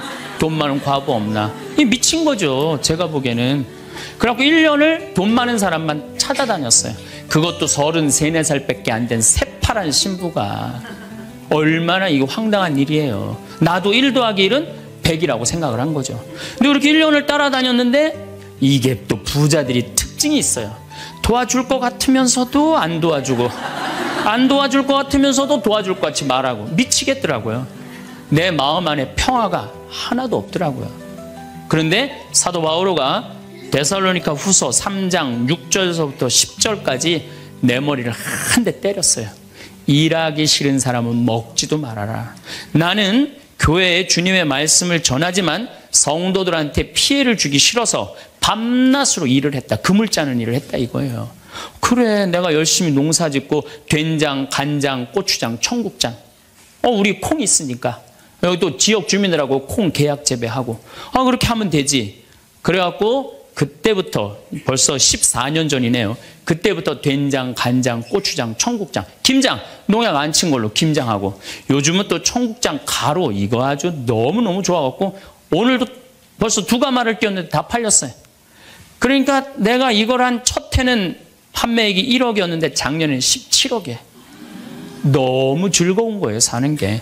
저 신부님 떼돈 버나 보다. 떼돈은 남지 않아요. 원료값이 너무너무 많기 때문에. 그렇지만은 내가 우리 교우들한테 농약 안 친 거 먹을거리 제공해주고, 이 지역에 지금 3만 평 농약 안 치고 농사 짓고, 여기 50명 주민들한테, 여기 주민들 지금부터 농한기거든요. 근데 여기 주민들은 지금 내년 2월 달까지 저기 메주 띄우고 청국장, 생청국장, 청국장 가루 한 30명이 와서 계속 일을 해요. 얼마나 좋아요. 이러면서 내가 행복하게 살면 되는데, 아니 내가 미쳐갖고 그냥 한 1년 동안 돌아다닐 땐 마음이 평화롭지가 않더라고요. 여러분들, 남의 재물을 탐낼 때부터요, 그때부터 평화는 깨지는 거예요. 남의 재물을 탐낼 때부터. 여러분들, 우리 고모가 하나 있어. 내 고모가 친척이 나라고 조카라고 나 하나밖에 없어. 근데 시집을 안 갔네, 이 고모가. 근데 그냥 돈을 많이 벌어갖고 천당역 분당에 아파트도 한 채 있고 빌딩도 하나 있고, 저기 통장에 돈도 많아. 그럼 이 조카가 저 고모, 늙은 고모 죽으면은 저 재산이 누구한테 온다? 나한테 온다. 이 생각하는 순간부터 얘는 불행한 거예요. 고모 재물 탐내는 순간부터 얘는 불행한 거예요. 남의 재물을 탐내면 안 되는데, 악마는 뭐라고 우리한테 유혹을 하느냐면 남의 재물을 탐내라고 유혹을 해요. 우리 어머니 아버지가 잘 살아, 저 재산 나한테 오겠지. 그때부터 얘는 일 안 해요. 딴 생각만 하는 거예요. 1 더하기 1은 2라고 생각 안 하고 1 더하기 1은 100이 된다고 생각을 하고 사는 거예요. 절대 평화롭지가 않아요. 또 여러분들 형제 중에 누가 잘 살아, 우리 형이 잘 살아, 누나가 잘 살아. 근데 내가 이번에 아이가 대학을 들어가, 나 등록금 좀 안 대주나. 이때부터 죄짓기 시작하는 거예요. 이때부터 미워하기 시작하는 거예요. 성당 질 때도 마찬가지예요. 성당 질 때도 내가 하느님 아버지 집을 줘. 그러면은 그 하느님 아버지 집인데 내가 봉헌하면 되잖아. 근데 그냥 나는 봉헌할 생각 안 하고 우리 성당에 제일 부자가 저거 얼마 봉헌하나 이것만 기다리고 있는 거야. 근데 그냥 그 부자는 내가 보기엔 1억을 해도 되는데 500만 원밖에 안 했어. 그럼 뭐라고 그러냐면 예수님 말 틀린 거 하나도 없어. 응? 부자가 천국 들어가는 거는 낙타가 바늘구멍 통과하기보다 아는 건 또 많아갖고 그냥 그러면서 그 사람 욕하는 거. 제 생각엔 이래요. 그렇게 부자 헌금 얼마 내나 그거 쳐다보고 있는 것도 남의 재물 탐내는 거예요. 그 사람 마음에 평화 없어요. 내가 가지고 있는 것만 누구한테 봉헌하면 돼? 하느님한테 봉헌하면 되는 거예요. 우리가 이 돈에 대한 유혹, 이것 때문에 죄를 짓고 사는 거예요. 그런데 유혹 중에 제일 무서운 유혹이 뭔지 아세요? 여러분들 돈 왜 벌어요? 자식 욕심 때문에 버는 거예요. 자식 때문에 여러분들 돈 버는 거예요. 자식 때문에. 아메리카의 인디안들은 자식이 태어나면 어디다 봉헌하냐면 별한테 봉헌한다고 그래요. 우리 아이 추억 많게 해달라고. 요즘 어제 그제 여기 별 정말 미치도록 많아요. 밤하늘에 별똥별이 2만 개가 떨어져. 2만 개. 지난번에 우리 수녀님들 한 20분 오셨을 때 내가 여기 마루 위에 강 위에다 마루를 깔아놨어요. 그 위에다 밤에 침낭을 하나씩 다 드려요. 그럼 누워갖고 별을 보는데 별똥별이 1시간 동안 10개가 떨어졌대. 10개가. 수녀님들이 너무 행복하다는 거야. 이 별을 보고 행복한 추억을 가지고 살았으면 좋겠는데 우리나라 엄마들은 그런 생각 안 해요. 인디언들은 별 보면서 우리 아이 행복한 추억이 많았으면 좋겠다. 그리고 들판에 봉헌한대요. 우리 아이 건강하게 뛰어놀게 해달라고. 그 다음에 태양에 봉헌한대요. 우리 아이 아주 씩씩하고 건강하게 잘 자라게 해달라고. 근데 대한민국 엄마들은 애가 태어나면 어디다 봉헌하냐면 학원에 봉헌해. 학원에. 우리 아이 어디 들어가게 해달라고? 서울대학 들어가게 해달라고. 서울대학 들어가게 해달라고. 그래갖고 임신을 하면은 이거 굉장히 중요한 거예요. 임신을 하면은 하느님 나한테 생명을 주셔서 감사합니다. 이 아이가 하느님 이 세상에 태어나서 행복하게 살았으면 좋겠습니다. 이렇게 생각하는 엄마가 하나도 없다는 거예요. 임신을 딱 하는 순간 무슨 생각을 하냐면 내 뱃속에 서울대학 C가 들어왔다고 생각을 하는 C가. 그래갖고 막 임신 한 달, 두 달, 막 10달이 되면 배가 이만해져요. 그러면 C가 이만해진 거야. C가 이만해진 것만큼 꿈도 이만해진 거야. 그래갖고 아침에 인사를 해도 한국말로도 안 해. 영어로 하는 거야. How are you today, my baby? Good morning. 막 영어로 하는 거야. 마음 급한 엄마들이. 네. 그래갖고 애가 엄마의 태를 열고 세상에 나왔어. 세상이 얼마나 예뻐요. 하늘도 예쁘고 별도 예쁘고 달도 예쁘고 단풍도 예쁘고. 근데 그냥 이 아이가 그냥 그 창문을 통해서 세상을 보려고 했더니 마음 급한 엄마는 너 그거 볼 시간이 어디 있어. 온 집안을 도배를 다 해놔요. 아니 집안만 도배해 놓으면 되지 창문에다가도 도배를 해놔요. 한쪽에는 그냥 가나다라 마바 차타 갖다 붙여놓고 반대쪽에는 ABCD. 누워서 모빌이 돌아가는데 막 기역 니은 디귿 리을이 막 돌아가는. 태어났는데 이 세상에 태어났더니 어디에 가려? 글자에 가려갖고 세상 구경을 못하는 거예요. 그래갖고 애가 1살, 2살쯤 돼갖고 엄마, 아빠 이렇게 말을 하기 시작해요. 그러면은요 엄마들은 흥분하는 거예요. 드디어 우리 집에 천재 태어났다. 그래갖고 온 동네 다니면서 우리 애가 천재라고 막 자랑을 해요. 그 우유를 먹여도 무슨 우유만 먹이냐면 아인슈타인 우유만 먹이는 거. 아인슈타인 우유만. 네, 네. 천재니까 아인슈타인 우유만 먹어. 엄마, 아빠 그러면은 드디어 됐어. 너 다음 단계로 넘어가자. 1 더하기 1은 뭐냐? 이거 넘어가는 거야. 수학으로 넘어가는 거야. 이렇게 글자하고 숫자에 갇혀 사는 애는요 영혼이 망가진대요. 1살서부터 5살 때까지는요 엄마라고 애가 한 번 말하는데 10,000번을 연습을 해야 된대요. 아빠라고 말하는 데는 20,000번을 연습을 해야 된다고 그래요. 애가 엄마 아빠 그러면은 엄마 아빠들은 고마워해 줘야 돼. 너무 고맙다 엄마라고 불러줘서. 손가락 깨물고 배에다 바람 넣어주고 발가락 그냥 뽀뽀해줘 가면서 아빠는 목마 태워주고 비행기 태워주고 막 축제같이.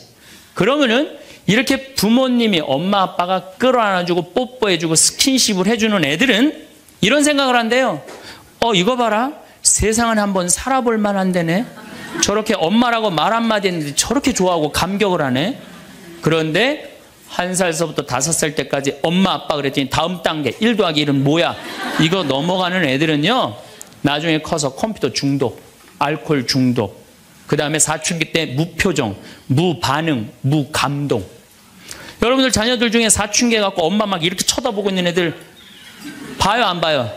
걔네들은 사춘기라 그런 게 아니야. 언제 망가뜨려 놓은 거냐면 1살서부터 5살 때까지 망가뜨려 놓은 거 영혼을.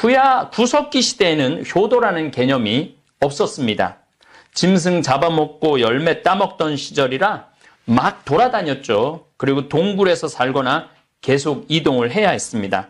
100명, 뭐 많게는 200명이 동굴에서 등불도 없던 시대라 여자가 배가 불러와도 어떤 남자 아이인지도 몰라서 그냥 다 같이 키우던 시대였습니다. 그러니까 효도라는 개념이 없었죠. 그냥 거의 짐승처럼 살았던 거죠. 신석기 시대에 들어서서야 가족과 씨족의 개념이 생겼고 청동기 시대에 효도와 윤리 개념이 생겨났습니다.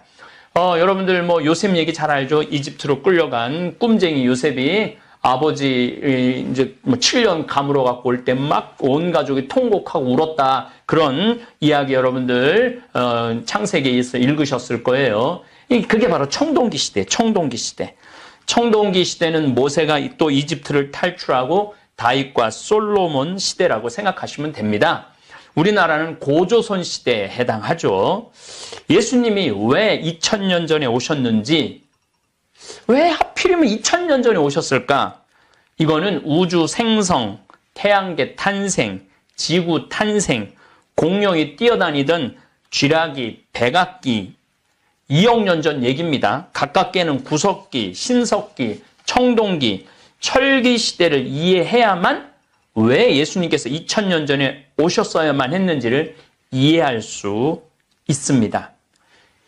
예수님이 왜 2000년 전에 오셨을까? 이 긴 이야기는 제가 내년에 사복음 평화방송하고 함께 강의할 때 아주 흥미롭게 설명을 해드리겠습니다. 어쨌든 농경시대가 시작된 신석기 시대부터 철기 시대인 지금까지 가족은 생존하기 위한 최대의 협조자였습니다. 자식을 많이 낳아야 농사를 더 많이 지을 수 있었고 부모님이 더 오래 살아줘야 부모님에게서 농사 짓는 지식을 전달받을 수 있었습니다. 거기다가 할머니, 할아버지까지 살아계시다면 그 가족은 최고의 경쟁력이 있는 집안이 될 수 있었습니다. 2019년을 살고 있는 우리는 이제 철기 시대를 넘어서서 신인류 시대를 살아가고 있습니다. 왕족 시대에서 민주주의와 공산주의 시대로 변하면서 인류는 1차, 2차 세계대전을 치러야 했습니다. 우리는 조선왕조를 넘어서면서 우리는 1, 2차 그 전쟁 통 속에 일본한테 나라를 빼앗기기도 했죠.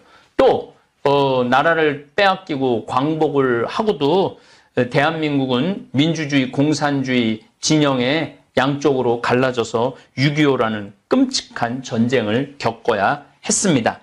그런데 이제는 호모 사피엔스 시대와 4차 혁명 시대를 동시에 맞이하고 있습니다. 2021년부터는 차가 핸들이 없는 차가 나온다고 그래요. 그 다음에 페달도 안 나오는 없는 차가 나온다고 그래요. 벌써 우리도 차를 한 대 구입을 했는데 직원들을 위해서 이제 이 기아가 없어요. 그 버튼만 누르면 드라이브, 그 다음에 후진, 뭐 이게 그냥 기아 이 번호만 누르면은 알아서 가고 번호 누르면 후진하는 참 기가 막힌 시대를 살고 있죠. 제가 포노 사피엔스 이게 뭐냐면은 핸드폰의 마지막 폰, 이 폰을 싸서 포노 사피엔스라고 합니다. 전철을 타거나 버스를 타면 사람들이 뭘 하고 있는지 좀 보십시오. 전부 스마트폰 들여다보고 있습니다. 그리고 커피집을 가거나 뭐 어디 뭐 공원에들 가보면 사람들이 뭐 하는지 보십시오. 스마트폰 들여다보고 있어요. 그래서 애들하고 어디를 여행을 가도 애들이 스마트폰 들여보느냐고 저 기가 막히게 아름다운, 지금 얼마나 이 녹음이 우리 이 조상님들이 이 벌거숭이 산들을 얼마나 잘 갖고 놨는지 저는 뭐 바깥에 나갈 때마다 너무너무 정말 감동이에요. 이 산을 볼 때마다 그거 안 들여다보고 스마트폰 들여보는 시대가 됐죠. 사실 지금도 제 강의를 매일 미사 강론을 유튜브를 통해 우리 한국 분들뿐만 아니라 전 세계에 나가 있는 한국 동포들이 듣는 시대가 되었습니다. 그리고 어디서 몇 살이 듣는지까지 제가 다 확인할 수 있어요. 스마트폰 하나로 전 세계 사람들과 소통할 수 있는 시대가 왔습니다. 만약 스마트폰을 쓰고 있지 않는 분은 그냥 나는 자연인이다 프로그램에 나가셔도 될 분들입니다. 또 4차 혁명 시대에 대해서는 제가 변화와 도전이라는 주제로 6시간에 걸쳐 강의를 해놓았습니다.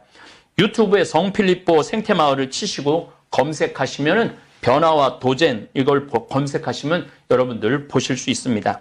4차 혁명 시대는 쉽게 말하면 앞으로는 인공지능과 로봇이 인간과 함께 살아갈 시대를 말합니다. 이게 2040년에 올 거라고 그랬는데 지금 2020년, 2025년으로 땡겨지고 있어요. 그리고 앞으로는 이 로봇 인간, 인공지능, AI 인간, DNA 조작 인간, 그 다음에 우리처럼 오리지널 인간, 이게 같이 어우러져서 사는 세상이 올 겁니다. 완전히 이 새로운 세상이 지금 오고 있는 거죠.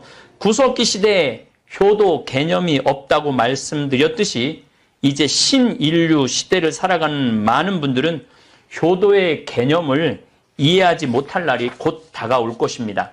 100년 전만 해도 대가족 시대라고 했지만 50년 전에는 핵가족 시대라고 변했는데 이제는 1인 가구 시대로 변했습니다. 이젠 1인 가구예요.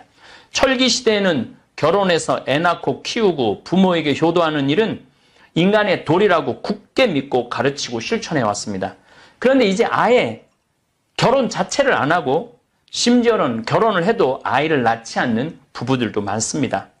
결혼하지 않거나 자식을 낳지 않는 분들은 늙어서 효도받을 일이 없을 것입니다. 그런데 이 비율이 내가 이 강론 끝에 통계를 말씀드리겠지만 깜짝 놀랄 거예요. 끝까지 이제 혼자 살거나 애를 안 낳는 이 부부들은 자신의 삶을 스스로 책임져야 합니다. 그런데 설사 자식이 있더라도 하나, 둘 정도밖에 낳지 않는데 그 자식이 늙은 부모 하나밖에 안 낳기 때문에 자식은 두 분을 모셔야 된다는 얘기죠. 심지어 결혼한 자식이라면 아내도 외동딸이라면 두 부부가 죽지도 않는 90, 100살까지 사는 4명의 부모님을 모시는 세상이 온다는 거죠. 이건 생각만 해도 끔찍한 일입니다.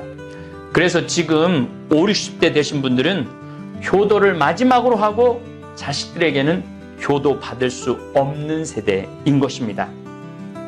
자신의 삶을 끝까지 책임지기는 혼자 사는 사람이나 애 낳지 않는 사람이 자기 자신을 끝까지 책임지는 것이나 자식이 있어도 자기 인생을 끝까지 책임지는 것은 똑같은 일이 될 것입니다. 제가 이제 애미애비도 몰라보는 서글픈 시대가 왔다고 한탄하는 그런 강론이 아닙니다. 이제 시대가 달라져서 그 시대를 제대로 이해하고 어떻게 하면 인간의 존엄성을 무너뜨리지 않고 서로를 존중하고 사랑하고 이해하고 살아갈 수 있을까 하는 방법을 찾아보자는 것입니다. 이제는 정상적인 부모 밑에서 사는 가족보다 옛날에는 상상도 하지 못했던 가족 형태가 다양하게 탄생하고 있습니다. 벌써 조선 가족들도 많습니다. 할머니, 할아버지가 손자, 손녀 돌보는 집안 많습니다. 효도는 꿈도 꿀 수 없고 겨우 살아나가기 바쁜 가족들 많습니다. 심지어 이제는 다문화 가정도 많이 탄생을 합니다. 벌써 다문화 필리핀이라든지 베트남이라든지 또 중국 동포들 하고 결혼하는 가구가 35만 세대가 됩니다. 통계청에 따르면 1980년대 4%에 불과했던 1인 가구는 2017년에 28.6%예요. 그러니까 4명 중에 1명은 혼자 사는 거예요. 그 다음에 2인 가구는 26.7%예요. 그러니까 4명 중에 1명은 자식 안 낳고 사는 거예요. 다시 말해서 1, 2인 가구가 전체 가구의 55.3%를 절반이 훌쩍 넘어가고 있어요. 이런 상황인데도 효도 타령하고 신세 타령하는 분들은 불행할 수밖에 없어요. 시대는 변했습니다. 이런 추세라면 오는 2035년 1, 2인 가구는 전체 가구의 70% 이상을 차지하게 된다고 합니다. 그때는 효도라는 개념이 없어지겠죠. 앞으로 사회 곳곳에서 자살률과 범죄율이 늘어나고 우울증과 외로움에 시달리는 사람들이 더 많이 늘어날 것입니다. 한부모 가정도 450만 명이나 됩니다. 2014년 송파 세모녀, 2018년 증평 모녀 생활고에 따른 자살 사건이 잇따라 발생해서 우리를 참 안타깝게 했죠. 지금 한부모 가정도 이젠 정부가 양육비를 더 많이 주려고 많은 정책을 시행하고 있습니다. 어제도 말씀드렸듯이 혼자 어려운 일을 해결하려 하지 말고 주민자치단체이든 도움을 줄 국가기관을 찾아보셔야 합니다. 지금 대한민국에서 어려움을 겪는 사람을 보면 30%가 가족의 도움을 받을 수가 없다고 그래요. 또 30%가 생활하는 기본 자금이 없다고 그래요. 또 국민의 30%가 어디에 도움을 요청해야 하는지도 모르고 살아갑니다. 그러니까 국민의 30% 정도는 지금 살아가는데 어려움을 겪고 있다고 봐야 됩니다. 그러니까 3명 중에 1명이 제가 이제까지 말한 거에 포함되는 경우가 너무 많은 것이죠. 제가 토요특강 대한민국 첫 번째 병이 교육 현실이라고 말씀드렸습니다. 학원 원장님들에게는 섭섭하게 들릴지 모르겠지만은 이 학원만 대한민국에서 없어져도 학원만 안 다녀도 우리나라 국민들 30%는 행복해질 것입니다. 노후 대책 연금도 들 수 있고 자녀들은 입시 지옥에 시달리지 않아도 되고 행복한 청소년기를 보내면 인생이 긍정적이고 생산적인 방향으로 나아갈 것입니다. 이제 시대는 변하고 있습니다. 내 인생을 책임져 줄 사람은 이제 아내도 남편도 자식도 아닙니다. 심지어 부모님은 더더욱 내 인생을 늙은 부모님은 내 인생을 책임져 줄 수가 없습니다. 내 인생을 책임져 줄 수 있는 사람은 오로지 나. 이 세상에 나 하나입니다. 100년 인생을 책임질 사람은 나입니다. 근데 어디에 가도 인생을 제대로 살아갈 방법을 알려주는 데가 없습니다. 지금 제가 초등학교, 중고등학교의 교육에 가장 안타까운 게 어떻게 하면 지혜롭게 살아갈까? 어떻게 하면 행복하게 살아갈까? 이런 걸 계속 들어도 지금 애들이 인생 방향을 잘 정할까 말까 하는데 영어 단어 외우고 수학 공식 외워야 되고 무슨 사회과학 외워야 달달달 그 어렸을 때 그 유익한 그래서 어제도 말씀드렸지만 유대인들이 이 지구를 이끌어 나가는 지도적인 역할을 할 수 있는 게 어렸을 때 좋은 말, 귀한 말을 마음에 새겼기 때문에 그것이 씨앗이 돼갖고 나중에 정말 지금 전 세계 사실은 유대인이 이끌고 간다고 해도 틀린 말은 아니죠. 그래서 사실 부모님이 어렸을 때부터 아름다운 이야기, 교훈이 되는 이야기를 많이 해줘야 돼요. 그리고 예수님의 가르침에 귀 기울여야 합니다.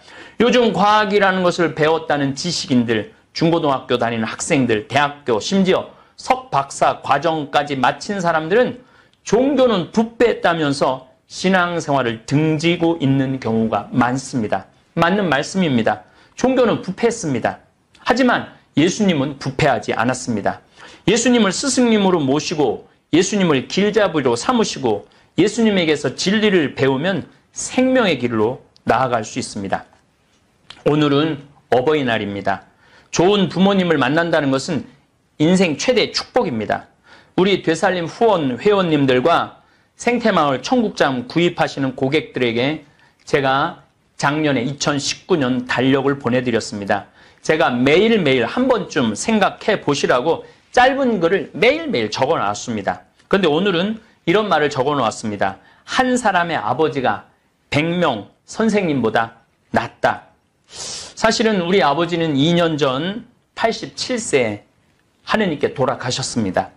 저는 어렸을 때부터 무슨 개인 질문지에 존경하는 인물란에 우리 아버지 황의출 아브라함 함자를 꼭 기입했습니다.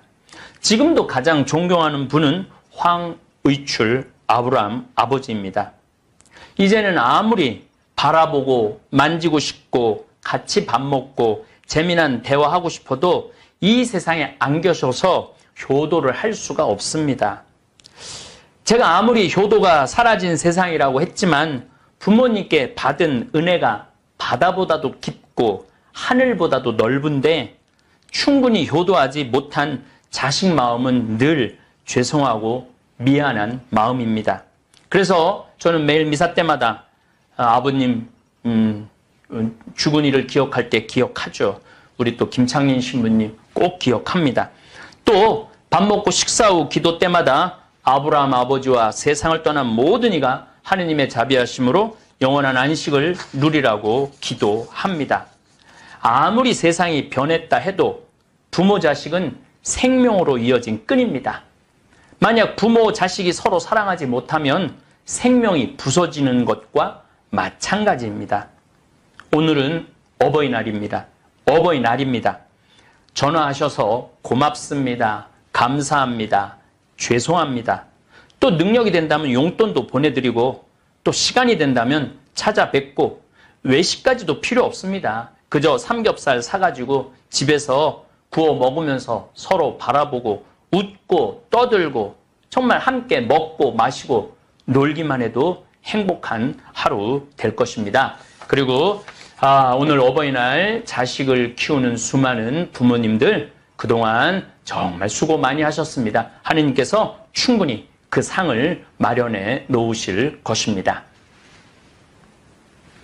오늘은 5월 1일 부활 3주간 금요일 노동자의 요셉 축일입니다. 전 세계가 우리 요셉 성인 목수였던 요셉 성인 축일을 기해서 오늘 노동절을 기념합니다. 이제 그 노동자들의 세상, 이게 사실은 남자들의 세상입니다.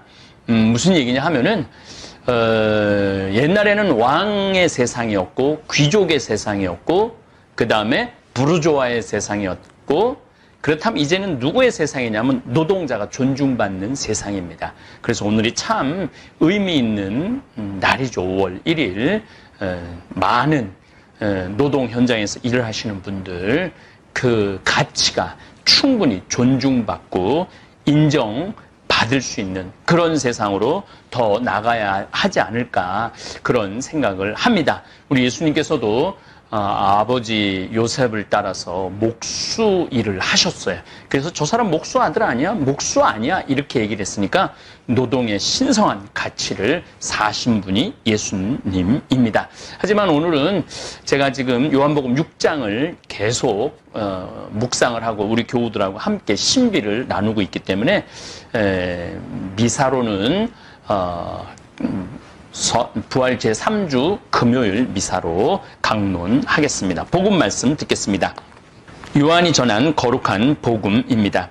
그때 저 사람이 어떻게 자기 살을 우리에게 먹으라고 줄 수 있단 말인가 하며 유다인들 사이에 말다툼이 벌어졌다. 예수님께서 그들에게 이르셨다. 내가 진실로 진실로 너희에게 말한다. 너희가 사람의 아들의 살을 먹지 않고 그의 피를 마시지 않으면 너희는 생명을 얻지 못한다.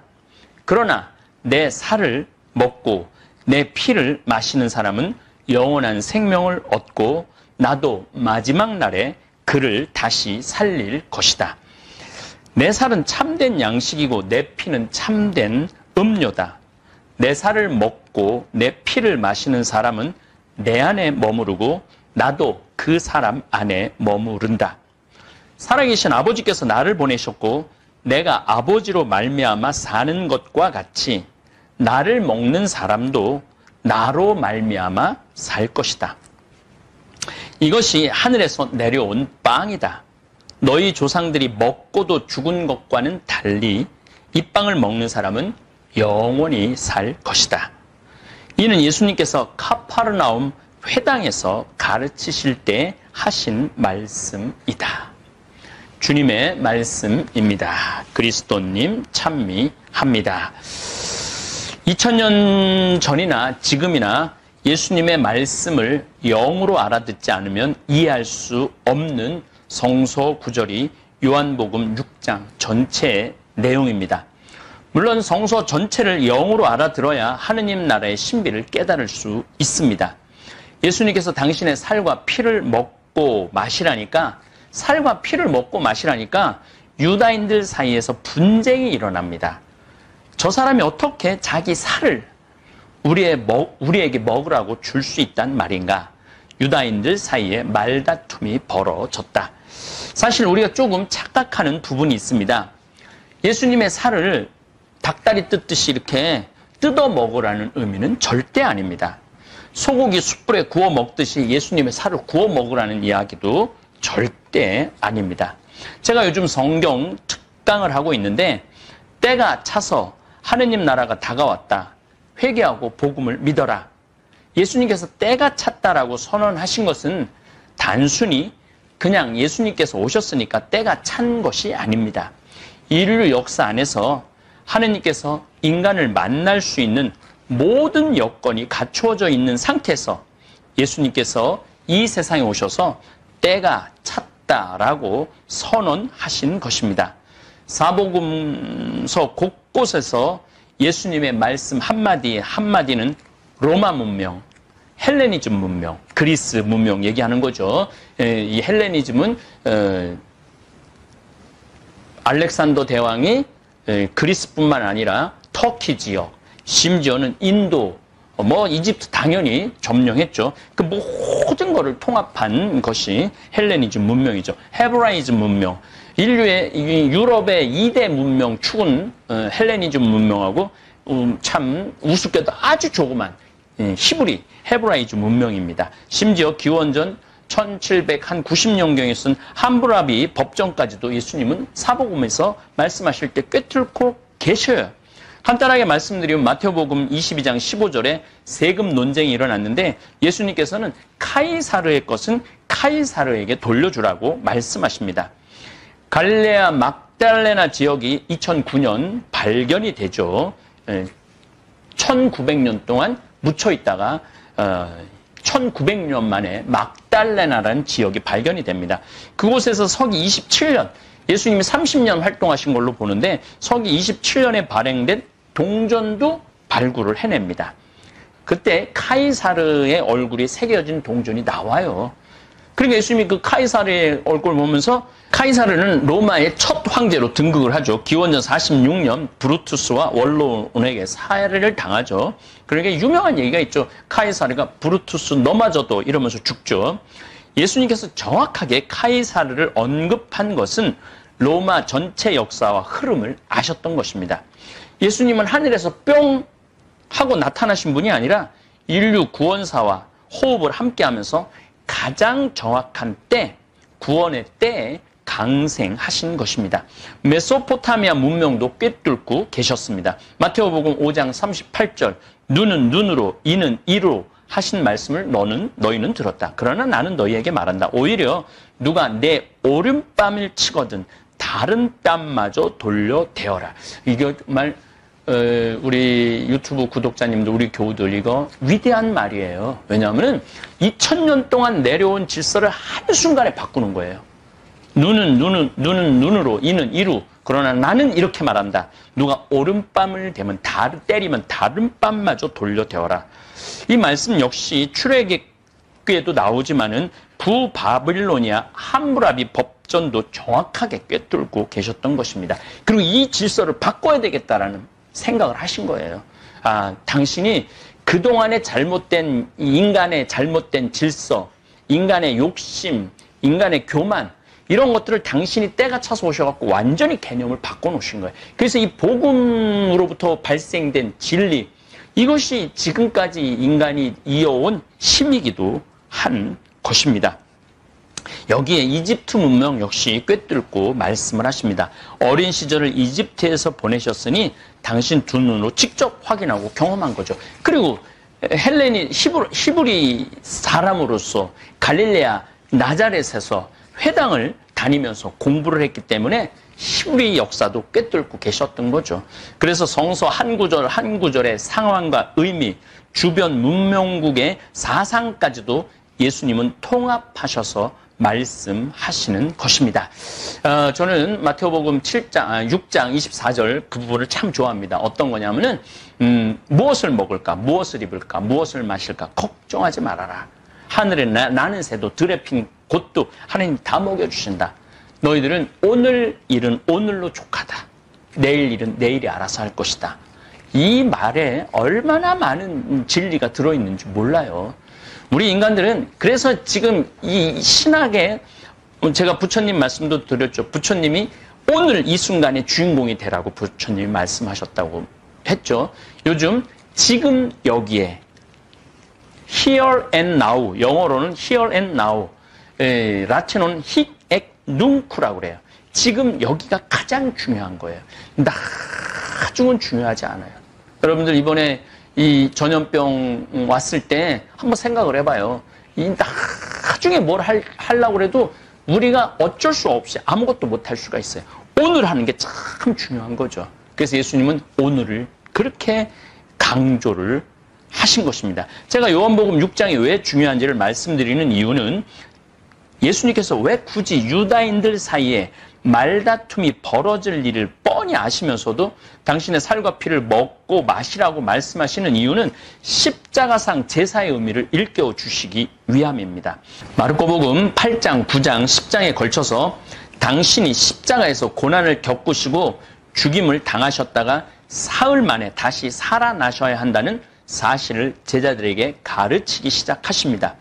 그리고 마르코복음은 아주 분명하게 증언합니다. 예수님께서는 이 말씀을 명백히 하셨다. 생명의 빵과 십자가의 제사, 고난의 세례는 명백한 연관성이 있습니다. 자, 예수님 내 살을 먹으라고 그랬죠? 그리고 십자가에서 당신을 희생제물로 내놓으셨죠? 내가 받아야 되는 고난의 세례가 있어야 된다고 말씀하셨죠? 제가 인류 역사는 예수님을 향해서 준비해왔고 때가 찼고 예수님의 십자가상의 제사로 이미 하느님 나라는 우리에게 완성됐고 다가온 것입니다. 여기서 예수님의 제사와 제물의 의미를 분명히 예수님 알고 계셨어요. 제사의 제물, 제사를 하나님께 드려야 되는데 제사의 제물로 뭘로 바칠 것이냐? 예수님 당신의 살과 피, 당신의 목숨을 제물로 바쳤던 것이죠. 그리고 우리가 예수님의 십자가상의 제사, 제물을 우리가 먹음으로 해서 구원을 우리가 성취하는 것입니다. 그래서 예수님에게 있어서는 생명의 빵이 참 의미가 있는 것이죠. 그래서 사제가 봉헌하는 빵과 포도주 안에 당신의 살과 피를 변화시켜 주시겠다고 약속하시는 것입니다. 신앙은 기억이고 기념입니다. 우리가 만약 예수님의 승천 이후 2000년 전부터 빵을 떼어 나누어 먹는 기념이 없었다면 그리스도교가 지금까지 보편, 타당, 공본되게 이어오지 못했을 것입니다. 여러분들 1517년에 루터가 가톨릭교회에 부패했다고 뛰쳐나갔죠. 그래서 솔라 스크립토라, 오로지 성서, 솔라 피데이, 오로지 신앙, 솔라 그라시아, 오로지 은총만, 이것만 들고 나갔는데 지금 어떻습니까? 거의 600종파가 넘는 종파가 생겼어요. 그런데 우리 가톨릭 교회는 어쨌든 그런 중간에 중세시대에 비리가 있었지만은 지금 2000년까지 가톨릭 교회가 이어올 수 있었던 것은 성체성사 때문이에요.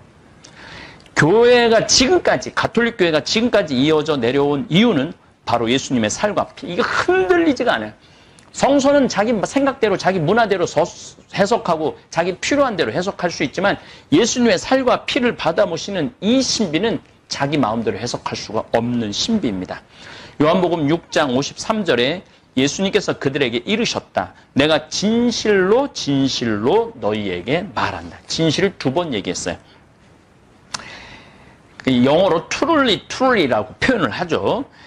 너희가 사람 아들의 살을 먹지 않고 그의 피를 마시지 않으면 너희는 생명을 얻지 못한다. 그러나 내 살을 먹고 내 피를 마시는 사람은 영원한 생명을 얻고 나도 마지막 날에 그를 다시 살릴 것이다. 살아계신 아버지께서 나를 보내셨고 이 말씀도 엄청나게 큰 묵상거리가 많은 말씀입니다. 예수님은 당신에 대한 신원의식이 분명하셨습니다. 살아계신 아버지께서 나를 보내셨다고 얘기를 해요. 보통 예언자들은 하느님께서 불렀을 때 엘리야 예언자 같은 경우는 3번이나 가잖아요. 예, 어디서 부르는지 몰랐잖아요. 그리고 에제키엘 예언자는 하느님이 불렀을 때 뭐라 그래? 난 아이라 말을 못한다고. 그냥 나는 자신 없다고 이렇게 얘기하죠. 모세도 뭐라 그래? 나는 말 더듬이다. 그러니까 나는 하느님의 그 계명을 가서 선포할 자신이 없다. 그러죠. 근데 예수님께서는 완전히 그 전 예언자들하고 말이 달라요. 살아계신 아버지께서 나를 보내셨고, 나를 보는 건 아버지를 보는 것이다. 그리고 아버지를 아는 사람은 아버지를 직접 본 나밖에 없다. 아버지를 내가 봤으니까 나를 보는 것이 너희들은 하느님 아버지를 보는 것이다. 이 아이덴티티라고 그러죠. 신원의식가 너무너무 분명하셨죠. 그리고 언제나 당당하게 하느님과 자신이 아버지와 아들 관계라는 관계를 선포하십니다. 성서 특강 때 제가 자세하게 흥미롭게 더 설명을 드릴 겁니다.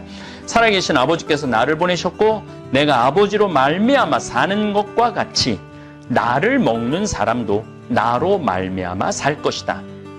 정말 우리 구세주 주님으로서 할 수 있는 이야기죠. 일반 세상 인간이 할 수 있는 이야기는 이런 이야기는 못해요. 이 빵을 먹는 사람은 영원히 살 것이다. 예수님은 고대 근동 지방에서 수천 년 동안 하늘의 신께 제사를 지내는 의미를 당신의 십자가상의 제사로 완전한 제사로 완성하셨습니다. 그래서 생명의 빵, 내 살과 피, 그래서 빵과 포도주, 십자가의 제사, 그리고 지금까지 이어주는 미사 성제, 이거를 완전하게 완성하신 복음이 요한복음 6장입니다. 이제 노노 중용의 인생 8미 가운데 6번째 학습미에 대해서 말씀드리겠습니다. 여러분들 요즘 저하고 성서 공부하시니까 어떠세요? 재미있고 흥미롭고 그런 것도 있었구나. 아마 새롭게 깨달으는 것들도 많을 거예요. 우린 늘 무언가를 배우면서 자신의 영혼이 성장하는 느낌이 들 때 기쁨은 말로 표현할 수가 없습니다.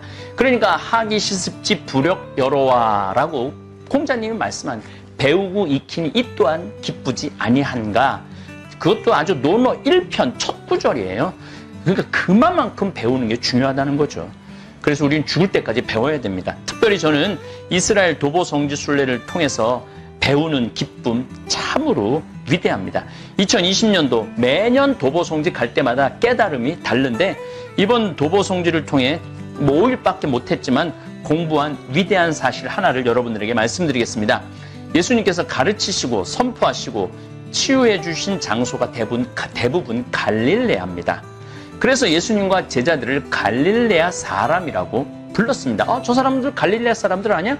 다시 말해서 저 촌놈 아니야?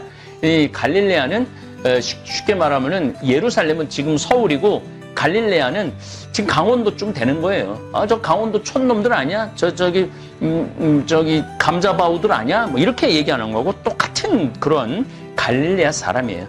갈릴레아에서 하신 행적을 살펴보면 산상설교, 이 안에 참 행복, 세상의 소금과 빛, 화해하여라, 극기하여라, 아내를 버려서는 안 된다, 정직하여라, 폭력을 포기해라, 원수를 사랑해라, 올바른 자선을 해라, 올바른 기도를 해라, 주님의 기도를 가르쳐 주시고 올바른 단식을 해라, 보물을 하늘에 쌓아라, 눈은 몸의 등불이다, 하느님이냐 재물이냐, 세상 걱정과 하느님 나라, 남을 심판하지 마라, 황금률 좁은 문으로 들어가라.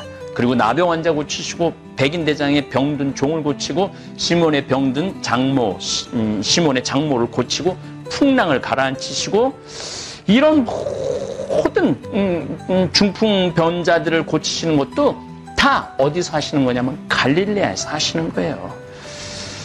저는 이 갈릴레아를 이번에 걸으면서 이곳에서 이런 기가 막힌 가르침을 하셨구나. 그러니까 막 이 갈릴레아를 걷는데 막 심장이 터질 것 같았어요. 하느님 나라는 배워도 끝이 없습니다. 그리고 깨달을 때마다 깨닫는 순간 그 기쁨의 크기는 한량 없습니다. 제가 중국의 이해, 일본의 이해, 전염병의 역사 같은 강의를 할 때도 적어도 책상에 5시간 내지 6시간을 앉아서 강의 준비를 합니다. 책 읽다가 고개 이렇게 들어보면은 1시간이 훌쩍 지나가요. 또 고개 들으면 2-3시간이 훌쩍 지나가고 책 속에 자료 속에 파묻히다 보면 지루함보다는 내가 고개를 끄덕거려. 이게 그런 얘기구나. 하나씩 알아가는 기쁨이 훨씬 큽니다. 공자님이 하나씩 배워가는 게 기쁘다고 그러듯이 저도 그렇습니다. 공부할수록 내가 아는 게 하나도 없다는 생각이 늘 들곤 합니다.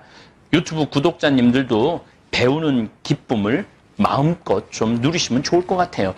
책도 좀 읽으시는데 제일 좋은 책은 성서죠. 성서. 제가 이제 이렇게 여러 가지 성서를 이제 이해하는 폭을 넓혀 드리려고 노력을 할 테니 여러분들이 성서를 읽으면서 하나하나 무릎을 칠 때 그 기쁨은 이루 말로 표현할 수가 없습니다. 그래서 예수님이 그러죠. 하늘나라는 밭에 묻힌 보화와 같다고. 그 보화를 보고 너무너무 좋아갖고 묻고 있는 걸 다 가서 그 밭을 산다고. 하느님의 나라 신비는 그런 거예요. 인생 7미, 이제 6미 말씀드렸고 7미는 건강미입니다. 제가 제일 약한 부분이 인생을 살아오면서 제 몸 관리를 잘 못해서 평생 병으로 고생을 많이 했습니다. 하다 위암까지 걸려서 딱 10년 전 4월 6일에 위를 3분의 1을 절개했으니 부모님께 효도했고 나 자신에게도 잘못했습니다. 요즘 제가 10년 전 위암 수술하기 전 몸무게가 58kg였는데 수술하고 난 뒤 51kg까지 떨어졌다가 53kg에서 56kg를 왔다 갔다 했습니다. 그런데 2020년 4월 30일 딱 10년 지난 기준으로 몸무게가 딱 58kg로 돌아왔습니다. 제 얼굴이 많이 살이 쪘죠. 옛날에 말랐을 때 막 뼈가 턱이 막 나오고 그래서 어떤 분들이 좀 예민한 분들은 신부님 턱이 왜 그러냐고 그게 이제 관절염 때문에도 그렇지만은 살이 빠졌을 때도 그런 영향이 있습니다. 제가 저울에 딱 올라갔는데 58.2kg을 찍었을 때 기분이 참 묘했습니다. 드디어 목표 달성했다. 제가 소리를 질렀습니다. 이게 다 자가격리 덕분입니다. 2달이라는 충분히 쉴 수 있는 시간이 주어져서 건강이 많이 회복되었습니다. 저는 나는 자연인이다 라는 프로그램에서 다 죽어가던 분들이 산에 들어가서 건강과 생명을 되찾는 분들, 그리고 그분들의 만족감을 보면서 우리가 참 건강하게 사는 일이 중요하다는 생각을 많이 합니다. 앞으로 평창 제1생태마을과 문경 제3생태마을을 잘 가꾸어서 대한민국 국민들에게 정신적 건강뿐만 아니라 육체적 건강도 책임지는 생태마을로 거듭나려고 노력할 것입니다. 문경 제3생태마을은 우리 평창보다 4배가 땅이 커요. 그래서 거기는 수영장도 늘 것이고 필라테스, 헬스장, 명상장, 미술치료, 음악치료 다 늘 거예요. 그래갖고 정말 우울증에 걸린 사람들, 그리고 정말 공동체에서 상처받은 사람들, 이런 사람들 와서 상담, 우리 박 신부님 계시니까 상담, 또 이제 이번 여름에도 상담사 교육이 있습니다. 생태마을에서 여러분들 3급 자격증 딸 수 있는 그런 프로그램이 있으니까 여러분들 중에서도 나 상담 봉사 좀 하고 싶다. 이런 분들 우리 생태마을에서 교육하는 거 미리미리 받아 놓으셔야지 내년부터 이제 곧 프로그램에 문경에 들어갈 텐데 거기 가서 상담 봉사, 이 봉사미가 있다고 그랬죠. 제가 인생 8미 중에 그런 봉사미도 한번 누려보시기 바랍니다. 지금 그러면 1생태마을은 평창이고 제3생태마을은 문경이면 2생태마을은 어디냐? 잠비아의 에코카사리아의 1천만 평입니다. 지금 저놈의 전염병 때문에 우리가 못 들어가고 있는데 그곳은 이미 센터가 완성됐어요. 그래서 여러분들 나 3개월, 6개월, 1년 봉사하고 싶다. 나 의사다. 나 간호사다.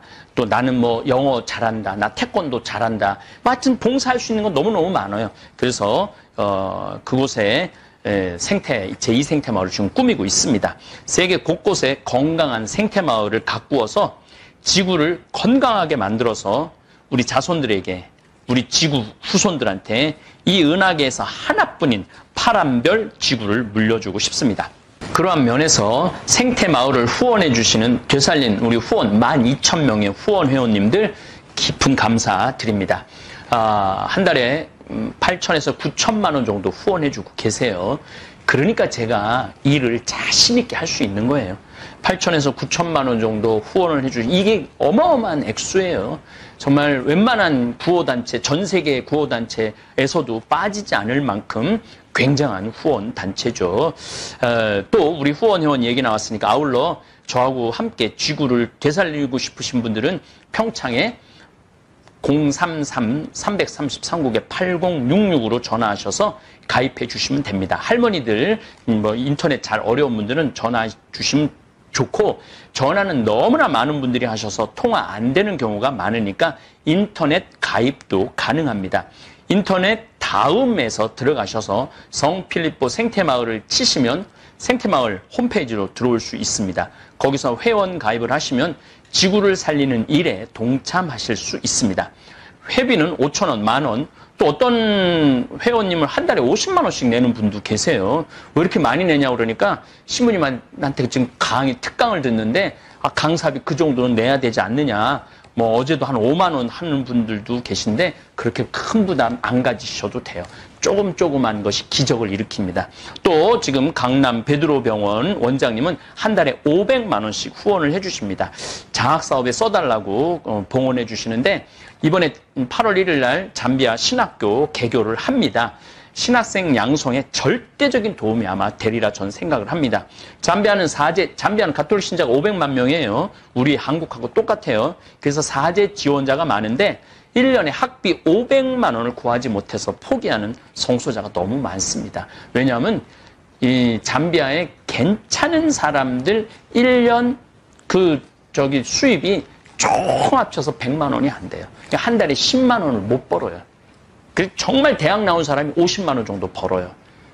그런데 아이고 500만 원을 학비로 내면은 아무것도 안 먹고 그 학비를 내야 되는데, 그래서 지금 장학금 제가 조성을 많이 하는데 지난번에 그 원장님하고 이사장님하고 통화를 했는데 신부님 계속 거기 잠비아 신학교 하는데 장학금으로 자기네들끼리 장학재단을 하려고 그랬는데 신부님 하는데 합치겠다고 그래갖고 제가 더 자신 있게끔 그 우리 김종용 신부님한테 좀 잠비아 다니면서 똑똑한 성소자들 골라서 신학교 입학시키라고 얘기해 놨습니다. 어쨌든 우리 되살림 후원 회원님들 덕분에 신학교 건립도 차근차근 진행되고 있습니다. 우리 되살림 후원 회지에 이번에도 다 나갔어요. 문경, 지금 후원 회비는 문경 개발하는 데 쓸 겁니다. 그래서 여러분들이 내시는 회비로 수영장도 만들어질 것이고, 그리고 뭐 하여튼 아주 정자도 이 병산서원보다도 더 근사한 정자를 그 안동 하회마을에 있는 병산서원이 있죠. 병산서원에 있는 정자만큼 더 멋있게 정자도 꾸며놓을 계획입니다. 자, 이제 인생 8미 가운데 마지막 인간미를 말씀드리겠습니다. 자신의 존재를 깨우치고 자신을 성숙시켜 나가는 기쁨. 이게 좀 말이 좀 어렵죠. 그래서 제가 쉽게 설명을 드리겠습니다. 저는 은총이 가득하신 마리아여 이 기도문을 참 좋아합니다. 유튜브 구독자 여러분, 제가 10년 동안 제가 본당 신부로 성공한 사람들을 보면 크게 두 부류로 나뉘는 걸 알 수 있습니다. 하나는 자신이 성공했다고 여기저기 떠벌리고 다니는 사람들, 그리고 또 하나는 조용히 아무 말 없이 자기 삶을 사는 사람들입니다. 우리는 흔히 성공을 하면 자연스럽게 자랑하고 싶어질 거라고 생각하죠. 좋은 차를 사고 비싼 시계를 차고 SNS에 멋진 사진을 올리고 싶을 겁니다. 왜냐하면 그렇게 하면 남들이 나를 더 인정해 줄 거라고 믿으니까요. 하지만 현실은 그렇지 않습니다. 오히려 진짜 성공한 사람들은 그렇게 행동하지 않습니다.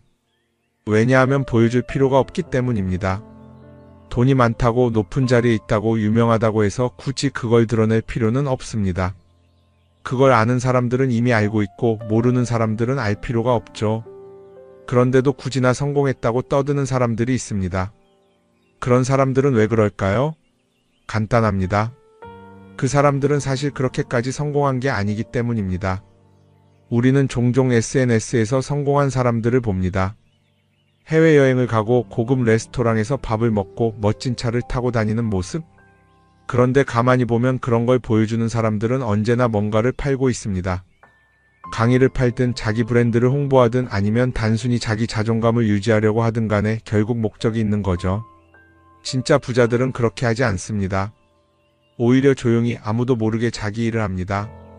왜냐하면 자랑해서 얻을 게 없기 때문입니다. 오히려 괜히 잘난 척했다가 사람들에게 이용당하거나 시기와 질투를 받거나 쓸데없는 오해를 사는 게 더 피곤합니다. 이건 단순한 돈 이야기가 아닙니다. 사회적인 성공을 이룬 사람들도 마찬가지입니다. 진짜 실력 있는 사람들은 자기 실력을 굳이 떠벌리지 않습니다. 왜냐하면 그럴 필요가 없으니까요. 자기 분야에서 최고라면 사람들이 먼저 알아서 찾아옵니다.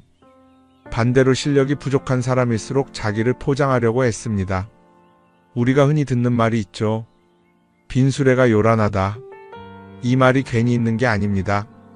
정말 내실이 있는 사람들은 굳이 시끄럽게 굴지 않습니다. 반대로 겉만 번지르르한 사람들은 자기가 얼마나 대단한지 떠들고 다닙니다.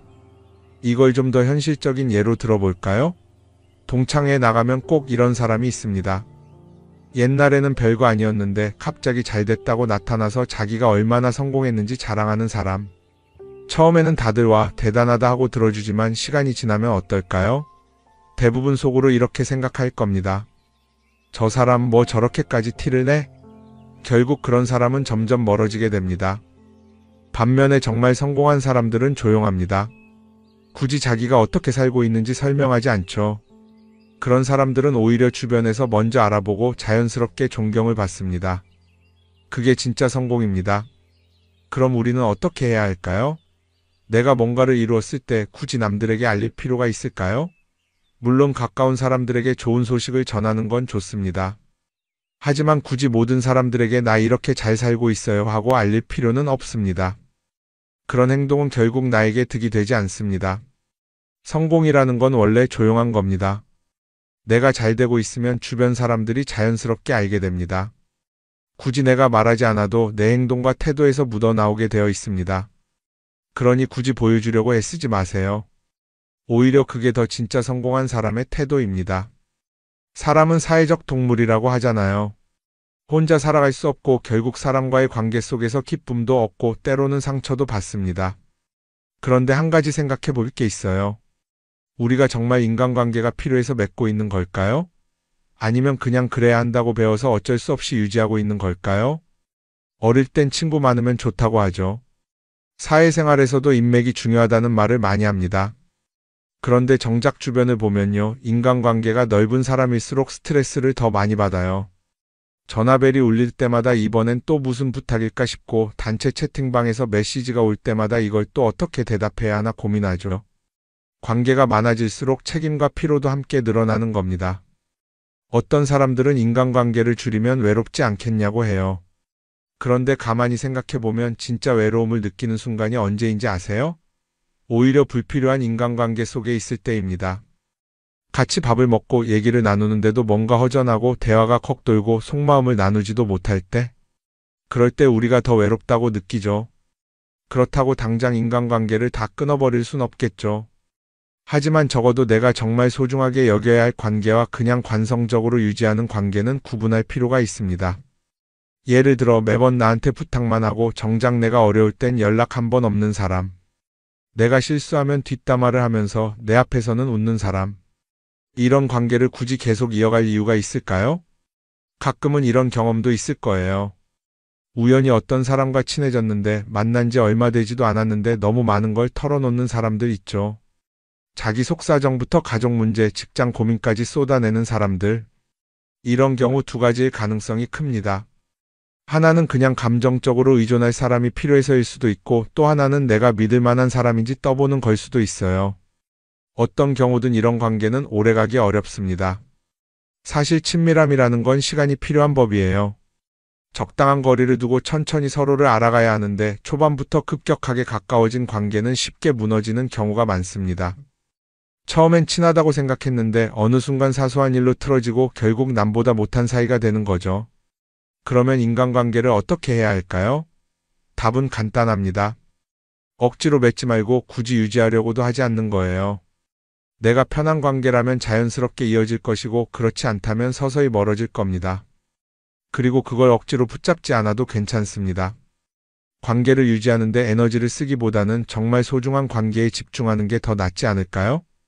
어떤 사람은 내가 인간관계를 줄이면 나중에 나 혼자 남는 거 아니냐 걱정하기도 해요.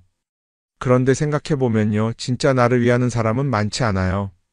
인간관계를 줄인다고 해서 완전히 혼자가 되는 게 아닙니다. 오히려 불필요한 관계를 정리하고 나면 남아있는 관계들이 더 단단해지고 가치 있게 느껴질 겁니다. 예전엔 인맥이 자산이라는 말을 많이 했어요. 그런데 요즘은 꼭 그렇지도 않죠. 오히려 불필요한 인간관계가 많으면 그게 짐이 될 수도 있어요. 적당한 거리, 적당한 선. 이걸 잘 지키는 게 결국엔 가장 편한 인간관계를 유지하는 방법 아닐까요? 한번 곰곰이 생각해 보세요. 지금 내 주변에 있는 사람들 중에서 내가 정말 편하게 만날 수 있는 사람이 몇 명이나 되는지, 내가 억지로 맞춰주고 있는 관계는 없는지. 관계를 줄이면요, 외로워지는 게 아니라 오히려 더 자유로워집니다. 그리고 자유로워진 만큼 내 인생에서 정말 중요한 것에 집중할 수 있게 됩니다. 인간관계 너무 많은 걸 신경 쓰다 보면 정작 중요한 걸 놓칠 수 있어요. 그러니까 이제는 한 번쯤 정리해보는 것도 나쁘지 않을 겁니다. 사람들이 돈을 많이 벌고 싶어 하는 이유가 뭘까요? 단순히 돈이 많으면 좋으니까? 물론 그것도 있겠지만 사실 돈을 원하는 진짜 이유는 더 나은 삶을 살기 위해서겠죠. 그런데 문제는 돈을 많이 번다고 해서 반드시 삶이 나아지는 건 아니라는 겁니다. 오히려 더 많이 벌수록 더 많이 쓰게 되는 경우가 많아요. 가끔 이런 생각해 본 적 없으세요? 예전에는 돈이 지금보다 훨씬 적었는데 이상하게 그때가 더 여유로웠던 것 같다. 왜 그럴까요? 사실 우리가 원하는 건 돈 그 자체가 아니라 돈을 통해 얻을 수 있는 자유인데 돈을 벌면 벌수록 그 자유를 잃어버리는 경우가 많아요. 더 좋은 차, 더 좋은 집, 더 좋은 옷을 사면서 점점 더 많은 돈이 필요해지고 결국엔 돈을 벌기 위해 또다시 일해야 하는 악순환에 빠지게 되는 거죠. 한번 생각해 봅시다. 우리가 정말 필요해서 뭔가를 사는 경우가 얼마나 될까요? 필요해서라기보다는 남들이 가지고 있으니까, 없어 보이기 싫으니까, 혹은 그냥 기분 전환을 위해서 소비하는 경우가 훨씬 많아요.